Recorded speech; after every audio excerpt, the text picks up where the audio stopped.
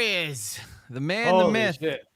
Yeah, I'm not as good at this Discord stuff either, but I just learned how to do this. But I kind of like it because now I can have it so that if you ever want to hop on stream randomly, if I'm in the middle of talking about something and you want to just hop on and give your 2 cents, you're more than welcome to just come in out of nowhere.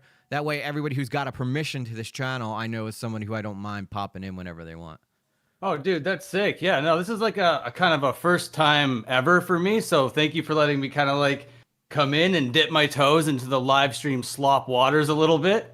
So it's going to be fun. Yeah, I'm excited. Come on in, Dan. The water is nice. No, I appreciate it, man. I was like watching your slop video earlier, and everything that you were kind of going through was all these little points that I wrote down in this little notebook that I have. So I'm like, dude, okay, I think that we're adequately prepared to have a conversation of sorts. Yes, I know, and I did reach out to Raymundo to see if he'd come on, but he hasn't. He's a busy guy. He hasn't. I don't think he's seen my message yet. Because clearly, why would he ever want to not come on and talk to the Art of Slop man himself? The man. Well, exactly. I don't understand why not. He's putting slop on the map. I think we both equally are. You know what I mean? My little 500 subscriber channel and his. I don't know how much he has. He seems like he has lots of subscribers. But either way. He's doing more good for slop than he realizes, I think. I think he's coming around to the slop nation because he commented on my video too. I don't know if you saw that. I did actually. Yeah, no, I did. He came in with some compliments about your musical numbers, which I also think are pretty dope as well. Yeah, something new, you know, try to change up on. People. No, dude, that's sick. I used to do, like, when I first started doing YouTube, I didn't really know how to, like, talk in front of a camera or do anything like that. But I knew how to do improv, and I knew how to play acoustic guitar. So I was like, you know what? I'm just going to talk about slop topics. It didn't really have that title back then. But it was just, like, whatever the fuck was going on, I would just pick up the guitar and play E, A, E, A, over and over again, every single fucking video about just whatever fucking drama was going on. So seeing you kind of like do your little cutaways was like, oh man, that's actually such a more clever way of incorporating what I was thinking about trying to do back when I had no fucking idea what I was doing. So yeah. So when something, big ups. So Dan would play EA, which just sounds. Well, that's EG. That's me. Get it? That is you. That's EA. But it kind of has like that Beverly Hills Cop vibe going. Yeah, for me, it was like the chord shapes are right above or below one another when you're just playing standard tuning on an acoustic guitar. So literally, I was like committed to slop and doing it as easily and as like, yeah, as possible. But, you know, there is substance to it because like you were saying in all your points, there's a lot of personality that only, you know, only you can bring to your thing, you know what I mean? And I was just trying to incorporate who I was, even though I was like so fucking confused all the way back then.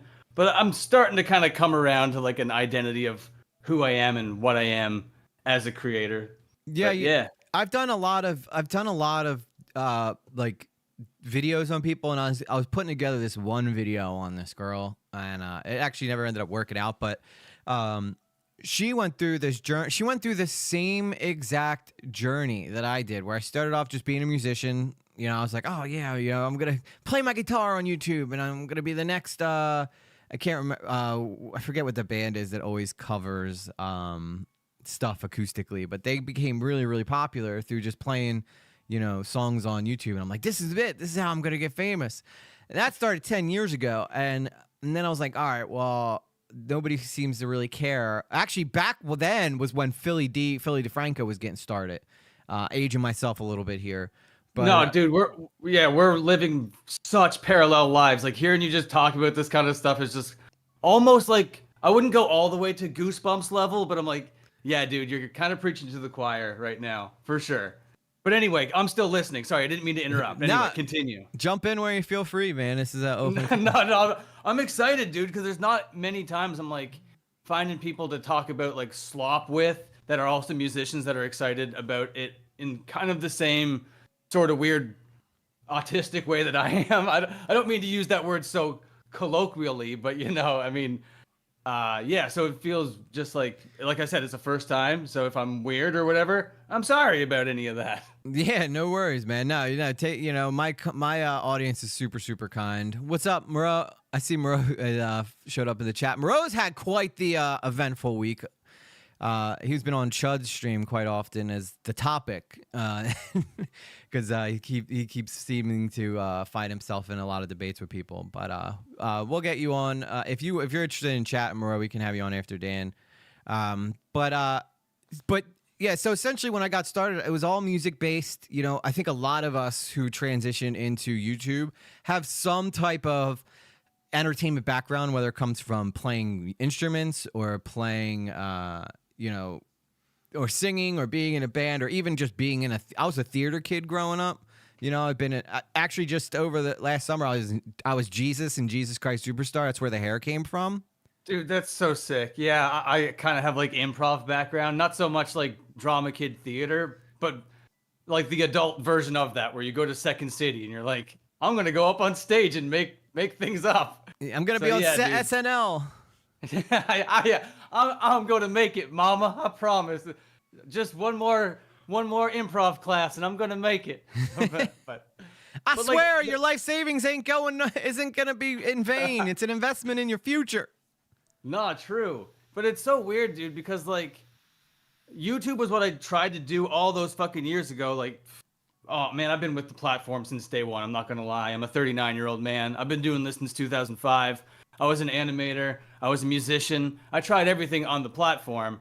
And then I like got really serious about music to the point where I was like writing songs and touring and putting out records and doing that kind of thing to like a very serious capacity. But the band was like a total, like a satire joke band, but we were doing it like as fucking hardcore. Like the grind was real until tragedy kind of took that away from me. And then I was like, well, I was doing that on YouTube, and to take that kind of like same sort of energy that I brought onto the road, then just like transitioning it into like a YouTube kind of persona was weird and hard, but also kind of like under my nose the whole time. It's like, man, why wasn't I just doing this the whole time? Like this was, I don't want to be so dramatic, be like the calling, but like I've always been into YouTube.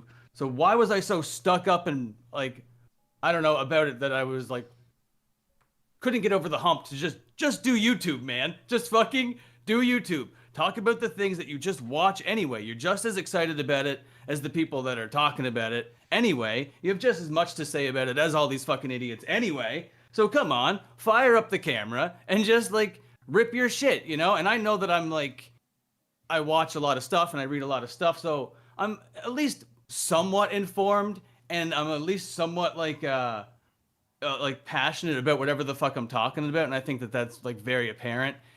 And yeah, sometimes like I might like skim over something, and I've made errors before, and getting called out on it is almost like not like a blessing, but like the other part of the sword that is necessary. You know what I mean? And it's like, yeah, okay, thank you for fucking calling that out. Appreciate that. And then you kind of like learn and move on from it. And then from all these like weird trial and error kind of things, I find myself like with a music channel that is basically a slop channel. And now this like slop channel that I have now, where I am doing the slop thing, where I never really did that before. I never like followed the algorithm, never really followed like the trending topics and stuff. Cause I don't know what it was about me that was just like, I think I had a bit of the Ramundo in me, man. I'm not gonna lie. I think that might be a little bit of why I had like a little bit of that like sort of instant I don't know what it is, antagonistic kind of feelings towards it. It's because like I kind of know where he's coming from, where it's like I did feel like I was better than it, full well knowing that that's all I fucking consumed in my real life. Like I'd turn off, like shut the door and turn off the lights and just like watch slop, and then wake up in the morning and be like, I'm an artist. You know? Like, so I don't know. That's kind of the more or less of how I ended up slopping it up anyway. So I'm gonna have Dan's video playing down in the below, but that's not him talking. This is just a muted version of his videos, so that you guys know who Dan is. Because I know a couple people who are asking who Dan was. But those of you who were here when we did the, I found you because we were going through. See, I think this is where you excel. We were literally trying to find someone who summed up the Bo Black situation without having to invest in a 4-hour stream where everybody's watching other videos of it, and then stumbled across your video where you literally summed the whole damn thing up in 10 minutes. And I was like, yo, this is exactly the freaking video we needed. Because people who, if you get, Dan, if you get to anything late in Slop, you might as well not even fucking cover it. Oh, dude, for sure. That's exactly the whole thing. Absolutely. Yeah. So again, yeah, that's how I found you. Little did I know, though, you had a whole nother channel that was, I was like, oh, Dan's a new creator. Let's help him out. Little did I know you had a music channel that was actually crushing it. So, but it's so funny to hear you say that, because I'm 38 myself. That's probably why we get along. We're older heads in the internet, young to the world, but old to the internet. Yeah. And we have we experience, we've already got rid of all that piss and vinegar out of ourselves in our 20s, where you want to go in there and, just attack everybody. I don't know if Moreau's still in the chat, but I think he's kind of a victim of that recently, where he's like getting in there, he's like, I got to get in there and I got to mix it up with everybody, everybody stay out of my goddamn way. And, he's unfortunately was called out for that recently, but we'll maybe if I get a chance to talk to him. I need to know about that lore, because I saw your, like I said, I watched your video and I saw your Chud section, and I definitely have a lot of the same sort of respects for Chud, but like you also said, they're 8-hour streams, so I don't fucking catch everything, man. There's no way for me to catch everything that man does. So I am unfamiliar with this lore whatsoever. And I also am unfamiliar with this Cam Nuggets stuff. But him and More Pegasus, yeah.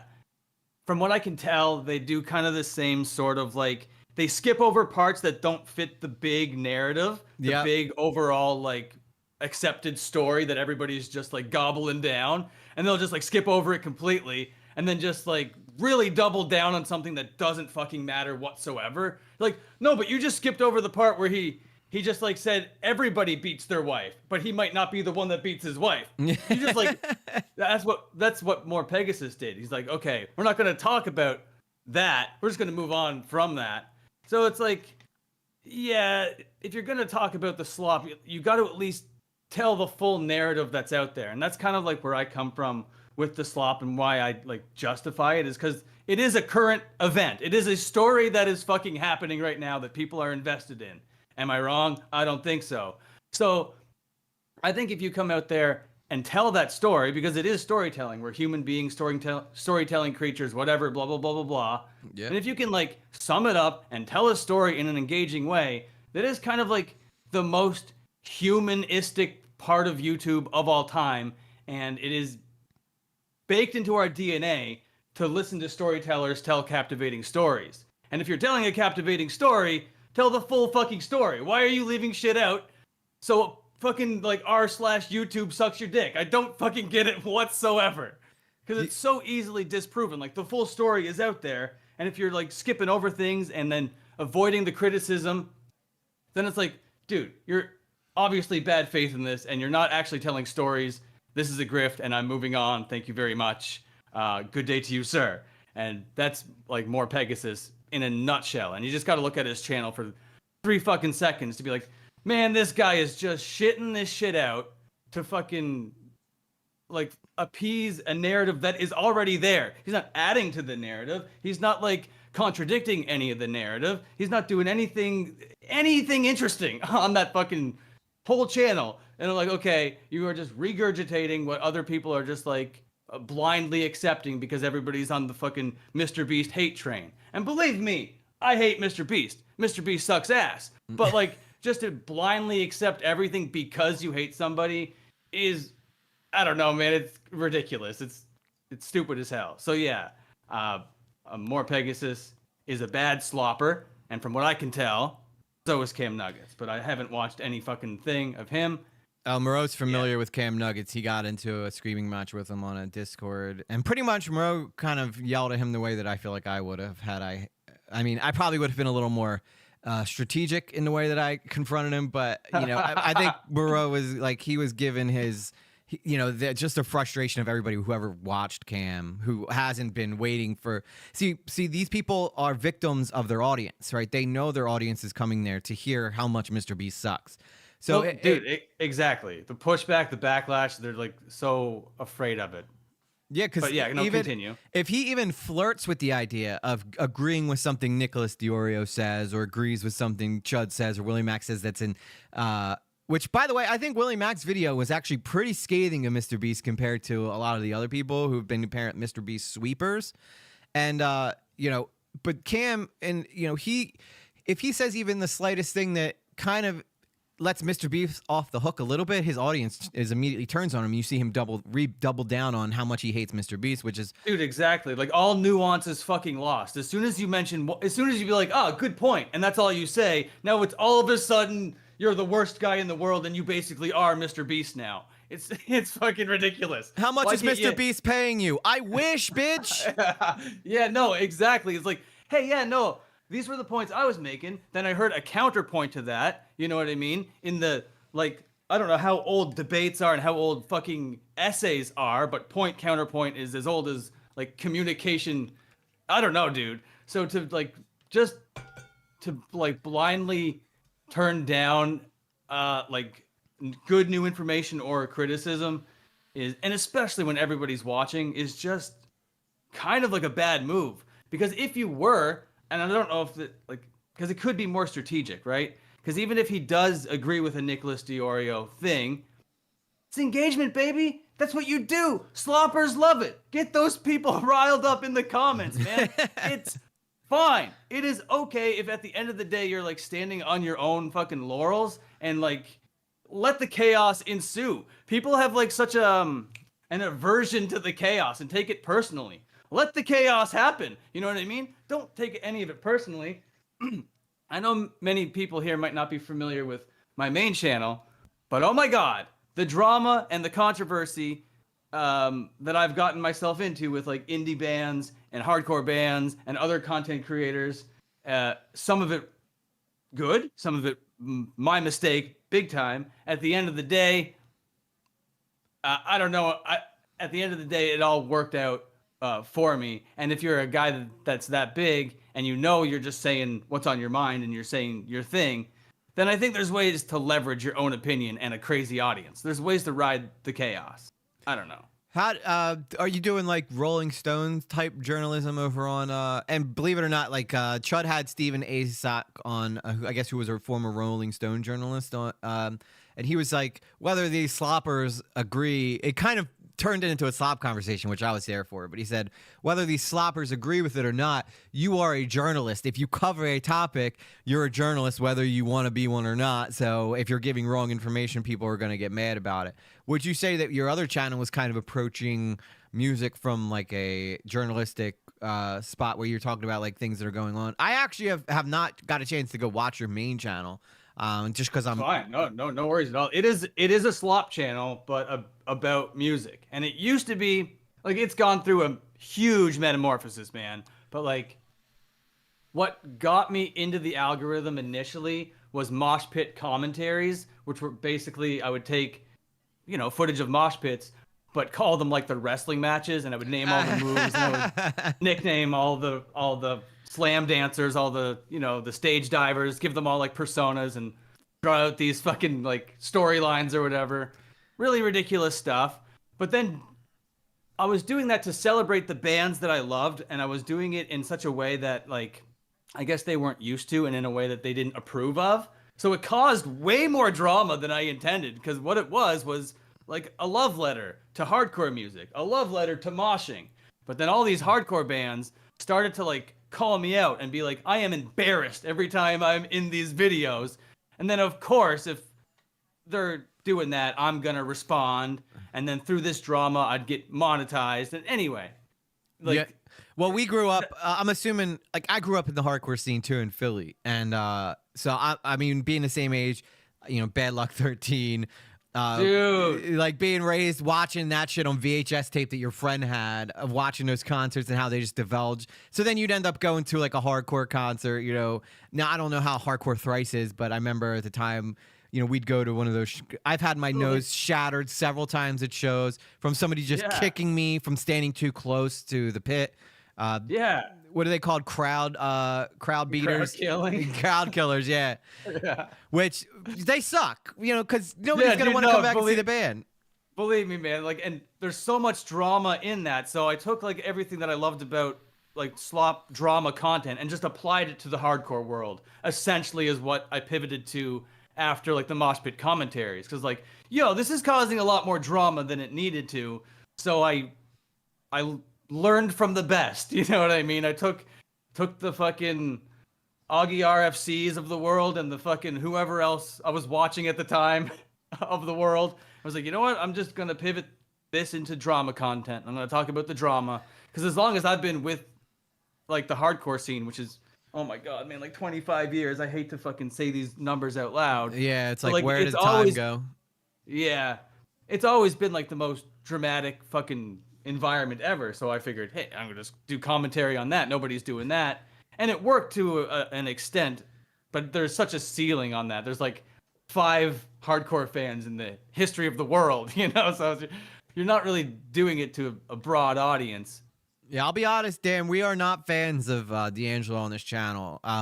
But you know, and to be fair, you know, he does have a formula that seems to be the most simple frigging formula in the history of YouTube, where he could literally come on and talk about anything, and as long as he keeps it more opinionated and not so factual based, he could say whatever he wants, and no, he's not on the hook for any of it. Because you know, he went through. I had this whole thing with him going after Nerd City. Oddly enough, D'Angelo Wallace just popped up on my screen as I started talking about him. But yeah, I thought that was related. No, that's crazy. Yeah. It's the slop gods looking fondly upon us. But you know, I was like, God, if this freaking guy can do this, anybody can do this. But like when you going back to what you were saying earlier in the stream, like I always, you know, being as somebody who was raised in entertainment, I've, you know, been in some small movies and shit like that.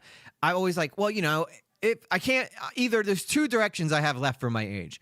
Either 1, I go into country music, or 2, I go into, you know, YouTube. So I've always kind of kept it as a back burner. But I grew, you know, my YouTube channel's been around for 15 years, and it started off with just me playing guitar, and then it evolved into me doing, you know, documenting my skating, and then doing skating videos. And then it eventually, you know, obviously I'm older now. I can't, you know, do big tricks like I could when I was younger. And I have a full-time job and a kid that I got to worry about. So if I break my leg. Yeah, it all adds up, man. It all adds up for sure. I took the skateboard out once last year. Turns out I could still ollie. There you go. I didn't know that I could still ollie. I got up onto a fucking sidewalk. I was like, how did that happen? But that's the extent of my skateboarding at this ripe old age. Well, believe it or not, I'm an inline skater. So I'm still stuck in the 2000s, Dan. Where dude, that's so sick, man. I used to skate with fucking a bunch of inline skaters, watching them do grinds like that. I was like, oh man, I wish I could grind down that gigantic pole like that. It looks so fun. It is, and it's had a resurgence online, inline skating. Like all the legends that were popular when we were in high school are all like resurging. Man, what was the magazine? You must have was it Daily Bread? Was that the inline skate? Yep, that was one of them. Yeah. How did I even remember that? God damn, that's crazy. Senate, all that good stuff. But yeah, so that's had a bit of a resurgence. So I started getting back into it by redocumenting my, like, I think this was like 3-4 years ago. I started doing content again, documenting my return to inline skating. And that got me my initial, maybe first 200 subscribers. And then, oh crap, I must actually answer that phone call. And then from there, I was like, you know what? I can't do skating anymore, so I'm going to have to slowly transition. I've always been a fan of commentary and stuff. I came across Chud's channel. The reason I like Chud so much is because I'm at work during the day, you know, being old. Oh, yeah. No, he's perfect for, excuse me. Yeah, he's perfect for work. 100%, dude. Yeah, he's got that whole market covered. Like, yeah, no, perfect for work. Exactly. And the whole northeast of America from 9 to 5 is Chud streaming. So, and he goes through literally every single drama you could possibly want to cover, and he's always open to having smaller creators on. Chud's always been super nice to me. He's always had really nice things to say, and he was like, I'm like, dude, Chud's got this figured out, but Chud does it like daytime radio meets daytime television, and it's like a weird mix that I don't think many people have seen. Yeah, I think I know what you mean by that for sure. Yeah, I'd say so, Moreau. Go ahead. Yeah, no, well, like, because I also have a job, and when I do my day shifts, like, it's the Chud stream and the earbud like all day long, because he'll be streaming longer than my shift, and he's in the UK, so he gets to like start a little bit later, but it still reaches our 9 a.m. So he's doing it smart. He's definitely doing it smart. I think he's aware that the majority of his audience is Americans too, because he's always like trolling on them. And I think Chud's got an interesting relationship with his audience. It's almost like a pyrocynical type. Like, they love juicing him up and getting him spurging. But at the same time, there's like a respect there for him. And he plays up to it so well. At the end of the day, we're all playing a caricature of ourselves. I always thought it'd be funny to make a video with my fiance where I pretend that my YouTube personality is the same personality that I have in my daily lives. And I'm always just like, what's for dinner? Come on, hon. Let's go take a look in the cabinets and see what we got. It's like that's not how people talk in the real world. You know what I mean? Yeah, no, if someone walked into my store and I was just like, how's it slopping, bud? He'd be like, what are you talking about? Speak English. Yeah, it's like, what you call me a dirty boy? Call me a pig? Nah, man, it's like this thing. Get outside, son. Get off the internet. Yeah. No. For sure. And I think it's cool though. I think Raymundo changed his tune about it. I wish that he would have saw my thing, because I think he probably would be open to coming on, because we're not gonna crucify him like Chud did, but. This is Chud's livelihood, and when people come after it, they're gonna tend to be, he's gonna take that pretty personal, because if all of a sudden everybody's hating Slop, then he's gonna have to start editing videos and stuff. Which, by the way, I don't think that that's something that will ever happen. Well, that's not going to be the meta. No, that'll never be the meta. It's never going to get to the point where these people making these fucking like video essays or documentaries are going to quote unquote win the war on Slop. That is not going to happen. Slop has been around since the beginning of YouTube. It's not going to die out anytime soon. Like I said, storytelling is like such a natural part of what it is to be a human being. People are just going to have the natural urge to do that. And so are lazy people, and so are people that don't want to put in 45 hours worth of editing time to tell the same story. I'm assuming you edit all your own videos, right? Oh yeah, no, of course, for sure. And you know how long it probably takes you to edit that 8-10 minute videos that you put out. I'm sure, I know from me, it would probably take me at least 4 hours to put out like a quality 8-minute video. Yeah, 4 hours is kind of on like the average end. Yeah, for sure. And if you're doing like cutaways like you're doing, then you're adding like a second camera angle, or just doing all of those second camera angles in post and throwing to them all in your main shot, and then adding like B-roll after. It's like extra even work to do that kind of stuff. And I don't do that anymore. I used to do like second camera stuff, little skits and stuff. But at the end of the day, when you're watching like your analytics, like, people are there for the story, people are there for the juice. When you divulge so far away from why they're there, they know that you're doing that, and they can kind of tell. So like, exactly, professional milkers, people that can really stretch stories, people can criticize that all they want, man. But like, if people are watching people talk for that long, it's kind of a skill, kind of a charisma move, not gonna lie. And like, if you can have that just kind of on in the background, and it's just like a comfort thing to have a 20-minute pyrocynical video yapping about whatever while you're doing the dishes, I don't think that that's harmful at all. And video essayists should want that in the marketplace, so their video essays don't take the place of second screen experience, because video essayists want to be the first screen. Pay attention to my video. I spent all this time on this right now. They don't want to be the video you watch when you're doing the dishes or like on the shitter. We're slop guys. Like, we know that you're doing that. We know that that's where you're at when you're pulling out your phone. And I don't think that like taking advantage of that is like immoral or like not creative or something to even criticize whatsoever. The things to criticize are the specifics. If you want to criticize stuff, please do. I love criticism. I like thrive off it. I will eat up that criticism all day long. But be specific and be scathing. Don't just like go big generic net for slop. Come on in, slop. You all suck. You know what I mean? It all means you have an audience that doesn't know what's good for them, kind of thing. And I think these people that are criticizing slop kind of need to understand the difference between junk food, like the McDonald's reference that Raymundo have, and rat poison. I think that was Tara who said there was like. Oh yeah, no, that was Tara. You're right. Good call. We want to credit the anti-sloppers. Yeah. Accurate slop. Accurate slopping over. No, absolutely good call. Thank you very much for that. But like I said, like the point remains, there's a difference between junk food and poison. And when you're poisoning the well, that's clearly bad. That's a bad behavior. You want to call that out. So if these guys that are so anti-slop want to make giant videos on really specific things that these slop channels are getting wrong or avoiding or lying about. You know what I mean? There's all sorts of stuff that we would eat up as an audience that we will listen to, even if it's packaged as a pretentious like video essay kind of thing. But like to kind of be like, oh, sloppers are lazy and they don't put as much time editing. Look at my timeline and all these like layers of video and effects and sound, and look at their timeline. It just goes straight across because they suck.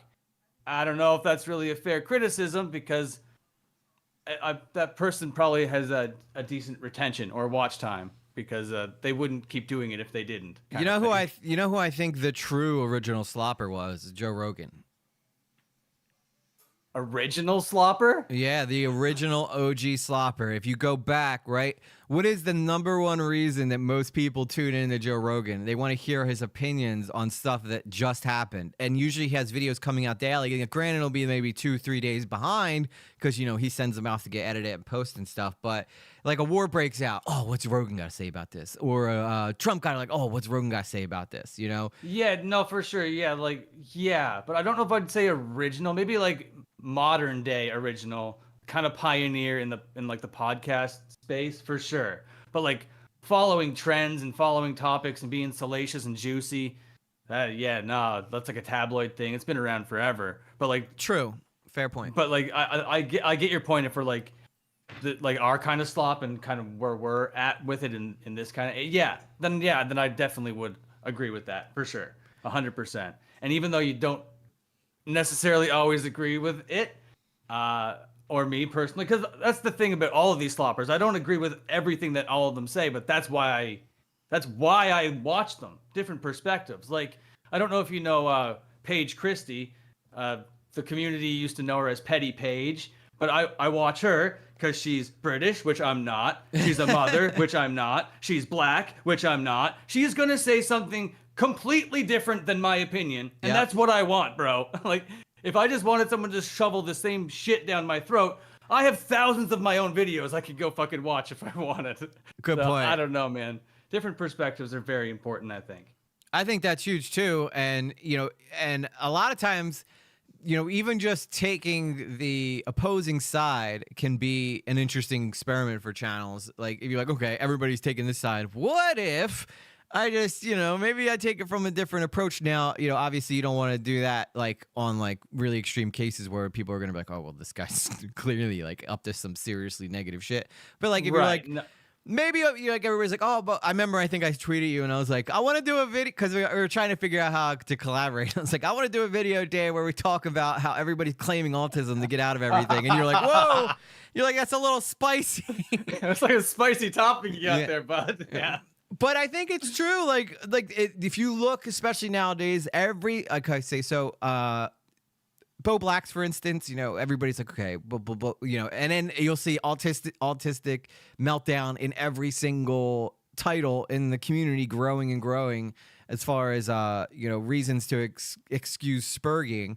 And I mean, I know that autism affects 1 in 36 people. I don't imagine that they're all YouTubers though, and I feel like that word's kind of been getting thrown around very loosely lately. That I would agree with for sure. There's this one YouTuber that I've been very famous for calling out, who I've recently privated all the videos about. But anyway, I called him out for all this stuff because he was very bad faith in a lot of shit. But anyway, he like self-diagnosed himself with autism, like in a very serious way. Mm-hmm. And I was like, wait, you can't, what? And I can't believe people are like doing that in a serious way.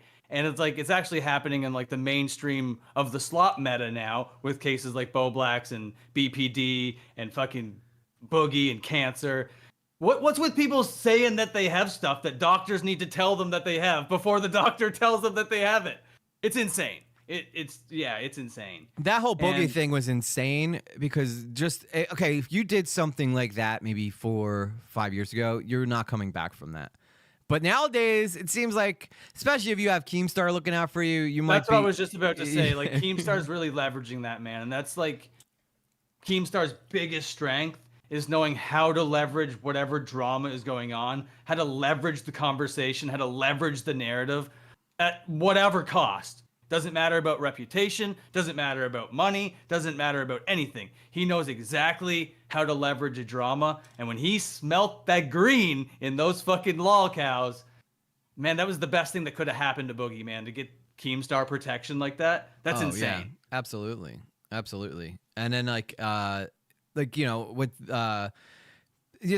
that whole locale show, Keem, regardless of how you feel about him, one, I just want to be very clear, I don't believe he's getting paid by Mr. Beast. He's probably getting information from Mr. Beast, but he's not getting paid by them. First off, Keemstar don't need no money. All right, the guy's a master marketer. He knows exactly how to get people to come to his channel.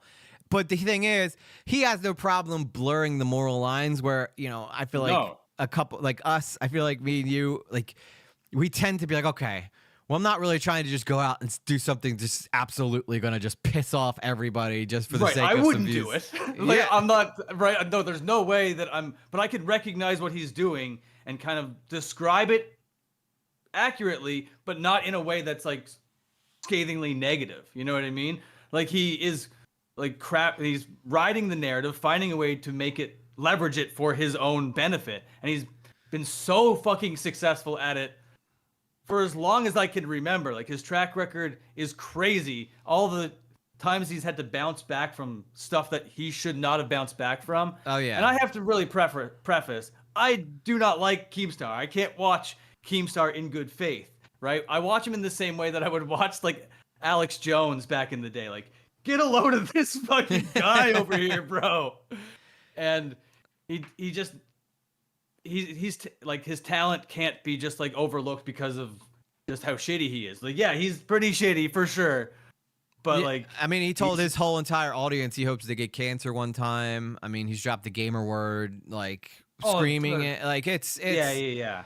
I mean, I don't know how he did it and turned it into a career where sponsors love him now, but I mean, he did it, and all the more props to him. I guess. No, it's insane. Like, money talks, man. Money really talks. He just found a way to make the money and then convince people that his way makes money, and it just keeps making money. And then I was so skeptical about the lolcow stuff at first because of the reputation that they all had going into it, man. Like, it was like, there's no way. And it was a train wreck at first. It was absolutely unwatchable. I watched maybe a clip, and I was like, there's no... Dude, I am out. I am out forever. I am so sorry. And then apparently through the grapevine, after a while, apparently it became watchable, and they're doing interesting stuff. But yeah, I don't have an issue with Tommy C, but I feel like him leaving the show and Keem actually hosting the show is probably the best thing that show could have gotten. And it's nothing against Tommy C. I just don't think he's got the pull that they need it for that spot, and I think Keem does. I think the reason people tune in is to see when Keem shows up, but now Keem's on there every single day, and he's making Boogie, go drive the highway and picking up trash and shit. Yeah, that'll do it. No, good call. Yeah, no, that'll exactly do it, for sure. It's like, yeah, you got to get the Wrangler in, like the right Wrangler, and fucking Yeah, Keemstar's definitely the right wrangler for those crazy guys. But like,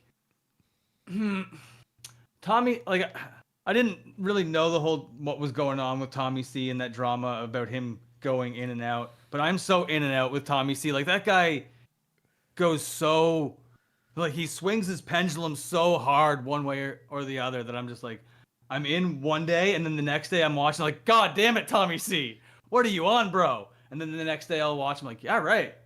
Tommy C's just chilling and going for it. And then the next day he just takes the craziest take just to take a crazy ass take.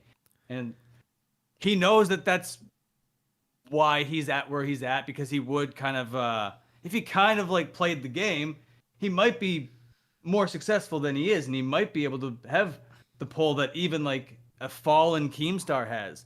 Because Keemstar, man, back in 2016, that's a completely different animal than now. He was so big back then, and he's kind of like on like the I wouldn't say the fallen side of his career, but compared to that, for sure. But even that is so much more than what Tommy C could pull. That is a good point. Yeah, and you know, I agree. I think Tommy C approaches YouTube from a very radio-centric perspective, where everything. For sure. No, he's Howard Stern in his brain. He's 100% Howard Stern in his brain. Yeah, and he's got big names coming in. There should be no reason why he should still be at the subscriber count he is. You know, Chud's a good example of this. Like Chud, he might be in the 40,000s, but the impact of his show is much greater than his subscriber count. As where, you know, Tommy C has the same amount of subscribers, but you know, nobody's like tuning in to Tommy C to see what unfolds. Well, they did when the locale stuff ended, because you wanted to get his perspective, his take, his side. Yeah. Yes, I do, Moreau. I'll send you an invite. But yeah, like it's you know, it's just one of them things that nobody really can really explain what exactly happened with like why Tommy isn't where. Oh my God, I have the I've been on a Lord of the Rings kick, and I guess it automatically transferred from your previous video. I know, I see it. No, it's sick. Yeah. No, you're right. No, talk. Go ahead. No, go ahead. Sorry, I didn't mean to interrupt. I was just gonna keep talking about the Lord of the Rings, which I don't think you want to hear. I've been, no, but it's fine, dude. The new show sucks so bad. You don't realize how great those previous movies were until you watch the Amazon show, and you're like, how the hell did they get this so wrong? So I've been kind of like, you know, the same reason I watch Slop, trying to go around to get people's perspectives of it and what they think of it, and they all hate it. So okay, yeah, no, true for sure. So let's talk about Soggy Cereal's video. I know that you just put out a video about that yourself. Did you? Okay, so if you go back into my history, you could clearly see that I've been pretty not a fan of Dog Pack since the very beginning. After his first video, I was like, okay, this guy's on to something here. But then after that, you know, I was like, okay, this is getting. I was like, what the fuck is happening? Jake Weddle's, you know, accusing him of war crimes and stuff. What was your inkling of this whole thing with Dog Pack and Rosanna and? Oh my God. Yeah, she's crazy. No. Dude, I'm right there with you. The first video, I was charitable, I would say, because there was that one piece of information. Oh, I don't have it in front of me, but what came from the first video? Because Jake Weddle did the Delaware thing. The first video had the illegal lottery thing. Yeah. So I was on board with the illegal lotteries. I was like, yo, Mr. Beast, why are you getting other people to sign your signature over here and getting children to do this lottery and shit? But everything else, I was like, okay, well, why was this video padded like this? And then the next video came out. It was Jake Weddle. I was like, okay, is this cringe? Why does this guy talk like this? What's the story? Why is he crying? And then it's like, okay, and then at the end of the video, we get the Delaware stuff. I'm like, okay, so I sat through all of that fucking shit just to be like, okay, there's one thing there too. And then episode 2.5 comes out with him just sitting in front of the corkboard or whatever, just getting thing wrong. And then the moment, dude, I will pinpoint it for you. The moment that he mentioned that surprise witness, and I covered Bam Margera on my other channel, and so does she. And I'm very familiar with that surprise witness. This is when the community at large, the commentary community, learned about that surprise witness on any sort of scale. But me, covering Bam Margera, I'm very, very familiar with this lady, and I know how crazy of a fucking vibe she's got going down. So the moment Dogpack was like, hey, and I got that surprise witness in my corner, I was like, bro, we gotta run. This is the wrong guy for the job. If this is the kind of person that he's like staking all of this like credibility in, we got to be asking some questions. We got to be turning over some rocks here, bud. I think he learned that because she's nowhere to be found now. She's nowhere to be found with all this drama. And from what some people have told me, she's removed some of the videos regarding this stuff. I almost kind of want to take a look at that now. I want to see if she actually Yeah, because then she ended up doing that collab with Jake Weddle where they were like running around the mall or whatever, taking pictures with the Mr. Beast cutout. I don't know, dude. So cringe. Yeah, she's not even talking about Mr. Beast anymore. Now she's back to talking about Diddy. Yeah, dude, I'm not seeing. Yeah, I'm not seeing anything about Mr. Beast on her channel. You know what I think happened, Dan? Now this might be me putting on my little, detective hat or my tinfoil cap, if you will.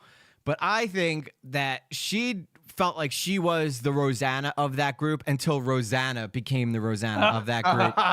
And then the catty women were like, no, okay, it's either her or me. And they're like 14,000, 150,000. We're going to go with Rosanna. And then she kind of got like, pretty much like stomped out of the group because Rosanna is not going to share her boys with another woman. Oh man, that's a theory. That is a theory.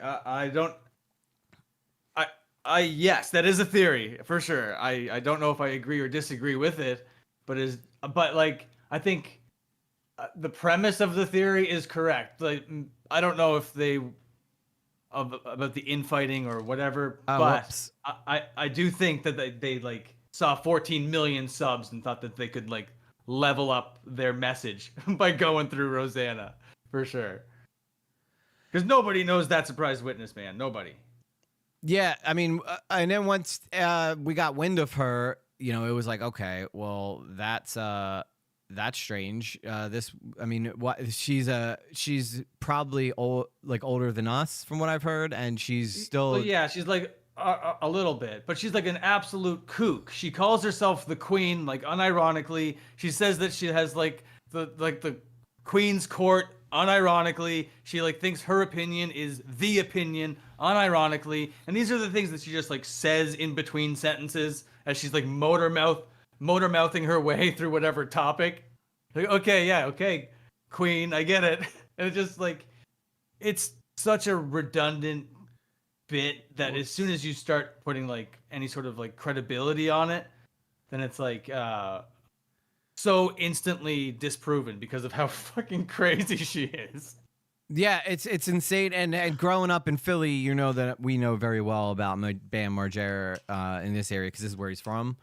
And I know it's Westchester, Pennsylvania particularly, but we all kind of like Delaware, that whole Delaware County, Montgomery County, Philadelphia County, all of them. We all just incorporate that whole. Now, people who live in Center City would disagree, but I think that if I can get to an Eagles game before you, then I'm from Philly. But she seemed like she built her career on covering like super tabloid shit, and then she kind of started covering Mr. Beast, and then got in with Jake Weddle, who clearly has no idea what he's doing. Oh, that poor soul, man. He's just like, I don't know how he wakes up in the morning, man. The guy, I don't know. I don't want to be very mean, but I have to be if I'm talking about it. He just seems not bright, like completely not all there, That's how I feel about Jake Weddle. That he's a stupid boy. Yeah, I mean, the guy spent how much? Well, first off, he paid $40,000 in taxes, and then he paid $60,000 to try to become a stand-up comedian. At what point, as people who've tried to make it in show business ourselves, I'm sure. I mean, you said you were a musician too. I'm not sure how dedicated you were to it, but I made a huge go of it in my 20s.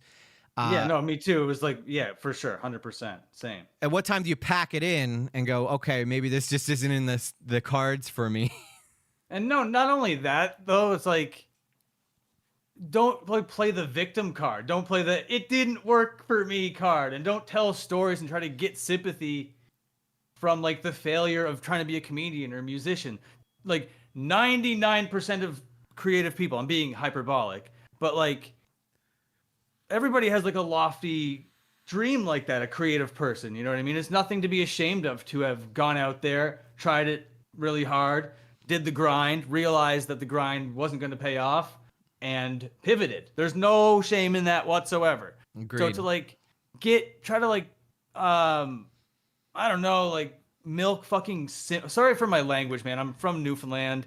I don't know if you're familiar with Canada, but we swear like crazy. Hey, you're fine. sorry. You're fine. I think YouTube allows you like a certain amount of curse words before they flag it. But I can always, I don't really give a shit, to be honest. Well, with no, you. I am very familiar, and during my streams, I am this vulgar, and I never get flagged for it. So I think you should be okay. But let me know if you're not. And then I'm gonna hit you And- up for some money. I'm gonna be like, "Yo, bro." No, I'm kidding, dude. No, be yourself. Be yourself. As long I don't imagine you would, but as long as you ain't saying like gamer words and shit like that, I don't really care. No, that's not even myself when the screen is off. If I'm being honest with you. Yeah, I didn't think it was. I feel like me and No. you are a lot alike in many aspects. Like our journeys have pretty much been the same. We've always YouTube. I find is so incredibly interesting because in the first time in the history of show business.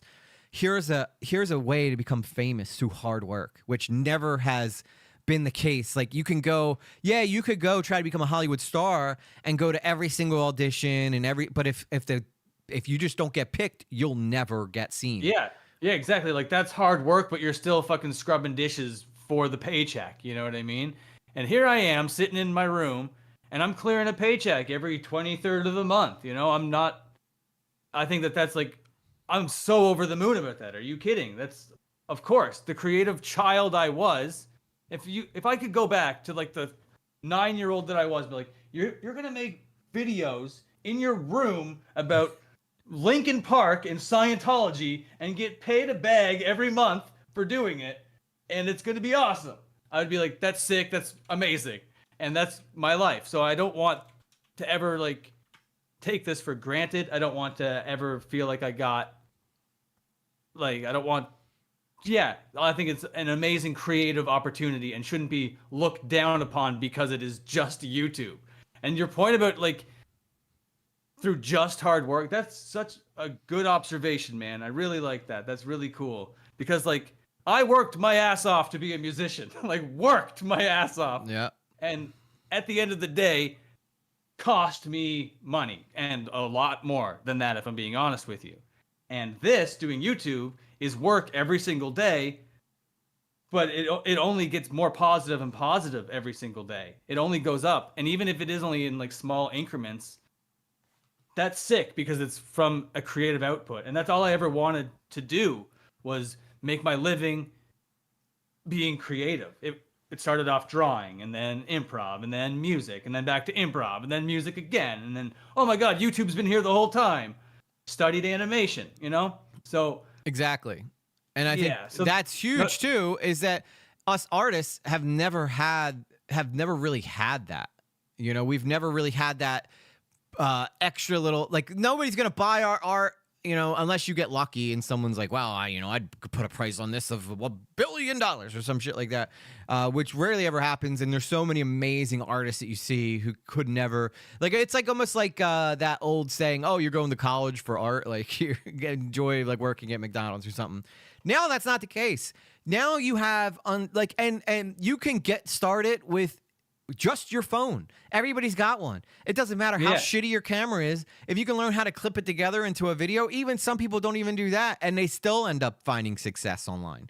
Oh yeah, no, for sure, dude. I don't know if you like watch wrestling or pay attention to wrestling at all, but anyway, there's a wrestling channel. His name is Top 10 Wrestling, and he's like just a slop channel in disguise. And he showed his setup in his video the other day, and it is just him sitting crisscross applesauce in an unmade bed with like a broken ass fucking laptop and like a USB blue mic. You're like, man, this guy's got hundreds of thousands of subs and he's making videos in the most sloppy way possible. I love it. I don't know how anyone could say that that's not like the dream. How can anyone in their right mind criticize that? I think that is amazing. Well, are you familiar with the YouTuber Mr. Ballin? I'm not actually, nah. Dude, he makes stories where he recaps like missing people, true crime stories, like, conspiracy theories, things of that nature. And his setup looks really good, and he's at like, I think he's at 14 million subscribers now. All he does is sit down, puts his phone on a tripod, and this guy's had a world tour now that he's on, going around telling stories live on stage. And all he showed his thing. It's him standing in front of a green screen, puts his phone on a tripod. I think it's the same phone he uses every day, and then films himself telling these stories that I guess his wife probably writes for him. But 14 million. He's huge. Former Navy SEAL. And I always thought if I didn't cover drama or stuff like that, I'd probably do something along those lines, because I've always been into true crime. Who isn't?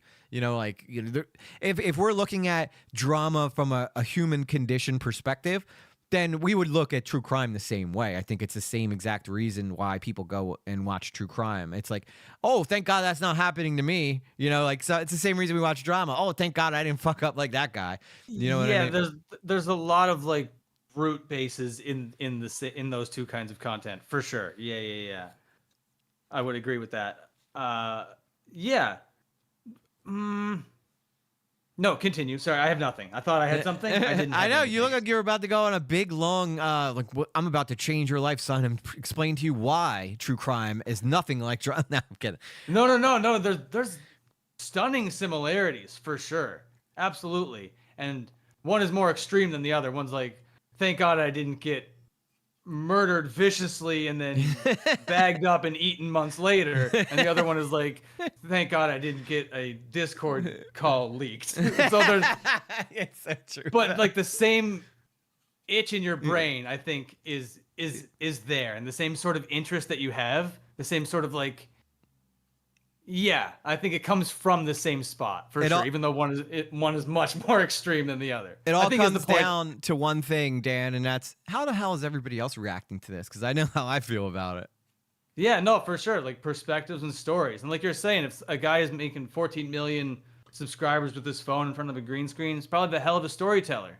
Yeah, he is. And at the end of the day, I've had a lot of time to think about this sort of stuff, and I hang my hat on that one word so much. And even though it's like, it might come across as like cringe or even like trite or whatever, but it is storytelling. At the end of the day, it's kind of what draws me to anything that I'm watching. Like, it is the story involved. So, yeah, I mean, you could have all the info in the world, but if you don't tell the story right, you're going to lose half your audience right off the get-go. And yeah, exactly. Yeah, no, I've spent so much time analyzing the way like stories are told in different mediums, and then within those mediums, how good storytellers get those points across and tell those stories.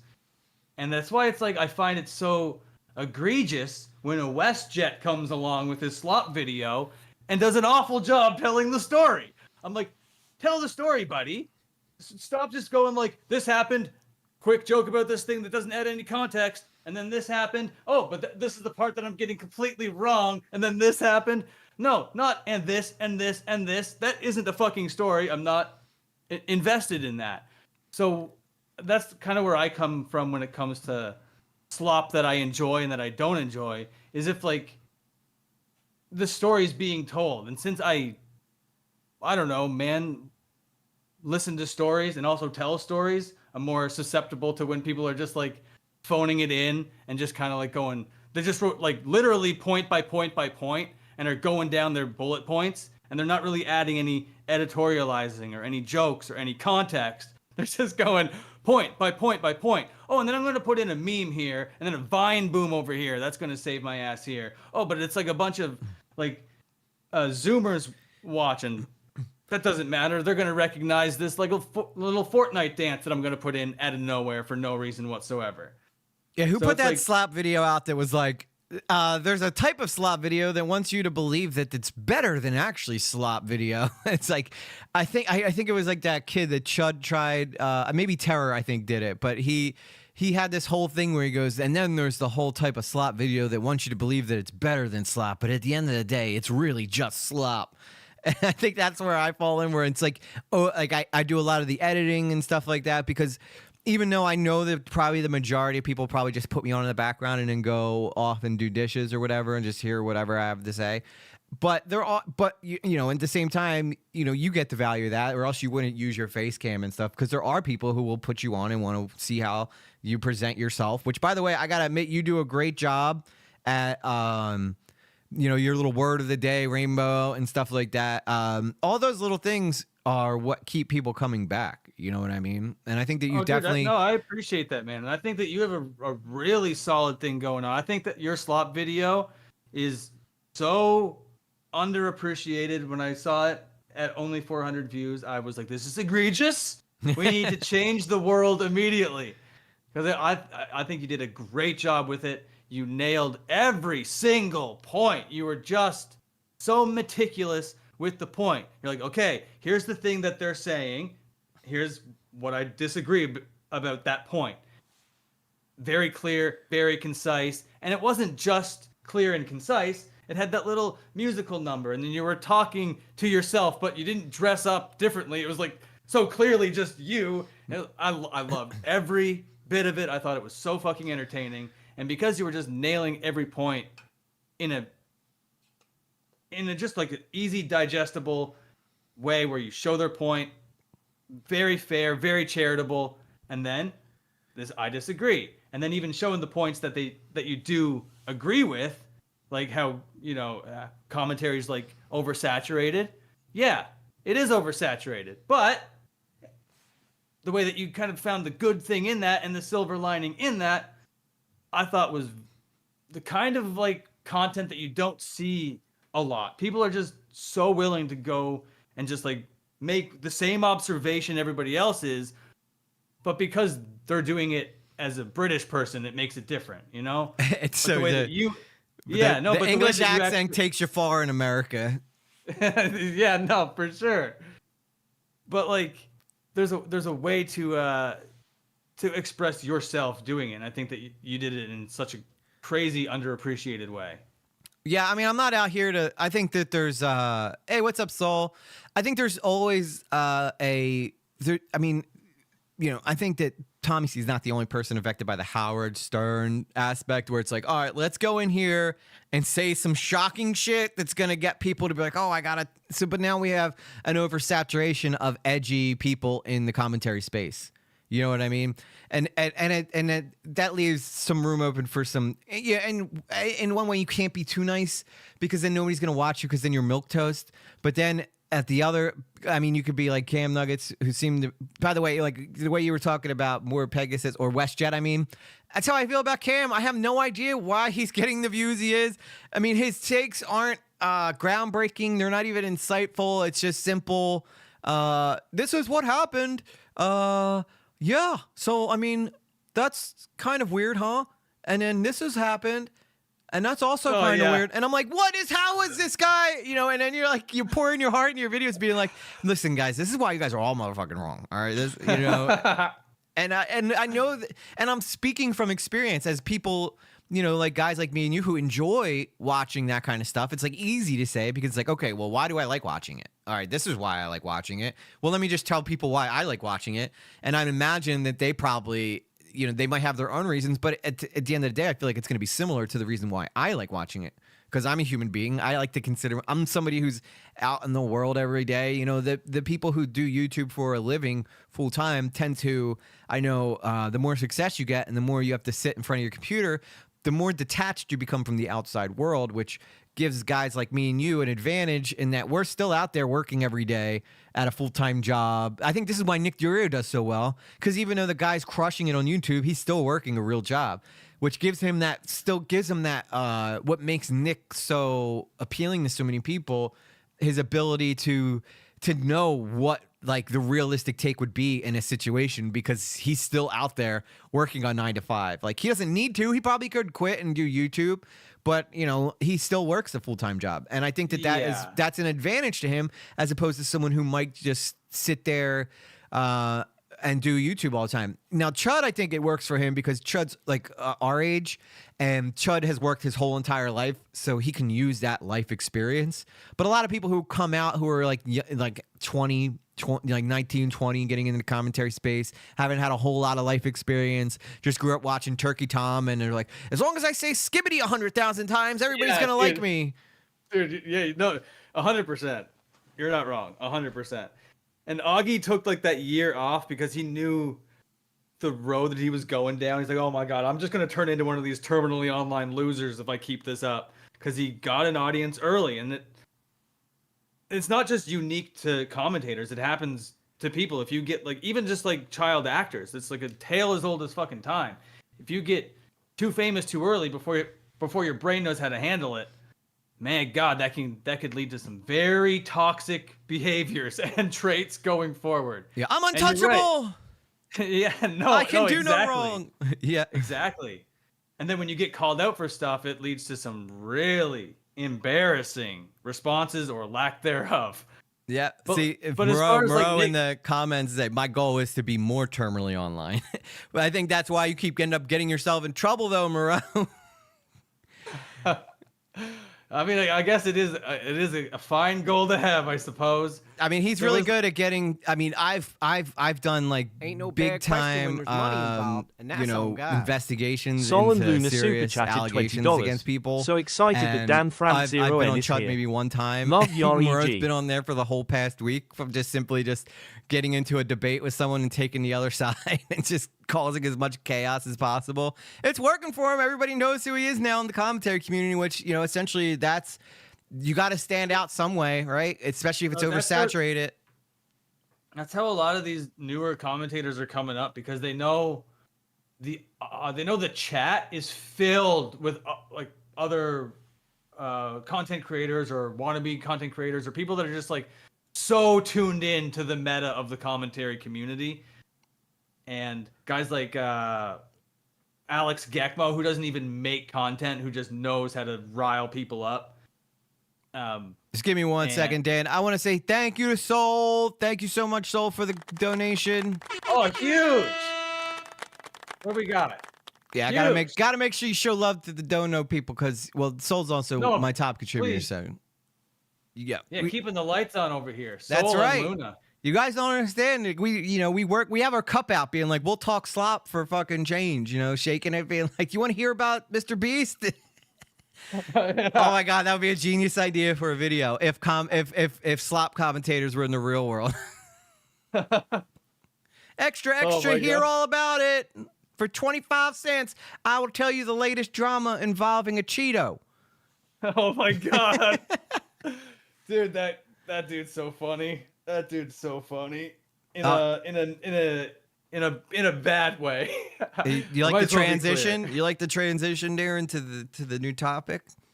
That was very smooth. Thank you. I'm working on it. Okay. Oh, So you know where I'm going with this, though. I'm sure you're aware of the lyrics conversation with a Cheeto, where a Cheeto got information wrong, and he probably would have saved himself a massive headache and still had a lot of credibility in the commentary space had he not, been like, but the algorithm, sir. Oh, dude. That take. What was that take? What was that take? That was so brutal. Somebody in the commentary community being like, who has called out misinformation in the past, who has made entire videos about misinformation and about how leaving misinformation out there is dangerous and damaging, for him to just be like, algorithmically, you know how it works, bro. I don't want to like show the algorithm I'm gonna get less views, bro. And like just so he knows, like that's not how it works. Just like correct it, and the audience will then know. And then make a banger, and they'll all come back for it, you fucking idiot. Sorry, I'm being vulgar again. That's fine. That's totally fine. Let it fly. Let it fly, Dan. But here's the thing with like a Cheeto too is, he had the opportunity to do the right thing, and I think this goes full circle back to what you were saying before. I want sad horn. Here's your sad horn. But that's, I guess, towards a Cheeto. So here's his problem, right? To bring it full circle, I think a Cheeto's a victim of what you were saying a minute ago, Dan, about how growing too fast and taking too many W's in a row can lead to some really toxic behavior. And I think that a Cheeto even got offended, even being questioned by lyrics, and and that's why it ended up him being like, okay, well, I've already taken the position that, you know, what the hell is this 18 sub channel? I have 500,000 subs, lyrics. Like, who are you to tell me how YouTube runs? Like, you don't understand. And I think that's just a victim of success, really, at the end of the day. Yeah, no, that's a pretty good point. I'm not sure exactly how old he is, but like to come out with it and be like, who cares that it's misinformation? It's Sniper Wolf and she's bad, right? Who cares? We all hate her, right? I think he's 20, like I said, 21. Mr. Beast was. I think he's 21. Yeah, Cheeto's young. He's like same age as Turkey Tom. Oh, true. Man, Which Turkey Tom is brilliant in comparison. Like absolutely brilliant in comparison to a Cheeto. Yeah, absolutely. What the hell just happened to my Discord? Like, but yeah, no, he did take quite a few W's early on at Cheeto, and he got that shout out from Moist Critical. And him and Dumpy hit the scene very hard and then fell off equally as fucking hard. Sorry, equally as hard. Yeah, it's in what was that one? The only time Tom's had a blemish, I think, on his whole entire record is when that whole thing with Pyrocynical went down, correct? Well, there was the initial one from when he was like 17 and dropping the N-bomb a bunch in Discord. Yes. And then getting called out by D'Angelo Wallace, funnily enough. So then there was like the D'Angelo Wallace Tom drama from way back in the day. And then Tom took a bunch of time off the internet. His voice cracked in that time. Then he came back to the internet and he was putting in all sorts of effort into his videos now. I was like, okay, it seemed like he learned from the lesson as a kid. He's like, okay, yeah, he was a 17-year-old kid. And not only did he say the N-word once, it was like multiple times. Yeah. D'Angelo, no. Hard to come back from that. That's one. I mean, look at what happened to PewDiePie, who was pretty much untouchable at the time, you know? Yeah, and this is Turkey Tom, you know? And even though you're 17, this is the space that you're swimming in. And Tommy C will say it all the time. I don't care. I'll come after you. I don't care if you're 18. If you're swimming in the YouTube system, I'm coming after you. I'm here too, buddy. So I'm kind of with him there. If you're gonna swim with us, you're gonna be called out for the same stuff as everybody else here. If you want this to be a level playing field, boxing gloves are on. You know what I mean? Mm-hmm. So he did kind of fuck up pretty bad there, and D'Angelo Wallace annihilated him, if I'm being honest with you. Just like completely annihilated him. And also, if I'm being honest, sitting here today, I do watch both of their content still to this day. D'Angelo and Tom? Yeah. Okay. Exactly. But like they both come from much different places than I do. Like I like that. I will always say something different than both of them. But I do watch both of them. I can't lie and say that I don't. But I will definitely like criticize them when they do. And Tom's that fuck up, man, was atrocious. And I will never like be like okay with it. And being like, oh, he's just a young guy. I don't know if that's necessarily the best excuse. But afterwards, go ahead. There's a guy who hangs out with Tom. I forget what the guy's name is, but he's put out a video where he uses that word several times. He's a white kid, and he uses that word several freaking times as like almost like a way to be comedic. And I'm like, dude, like this, I don't know. I feel incredibly uncomfortable watching this video. He put like 24 hours in a $24 boat or something like that, but he's always on Tom's videos, and he's constantly saying the word over and over again. He even spells it out on screen as like a way, I guess, to try to make people laugh. But I'm like, dude, this is like really cringy, and I'm not trying to tone police and shit like that, which isn't it amazing how the internet just comes up with so many damn fucking terms to be able to just like to shut down any argument.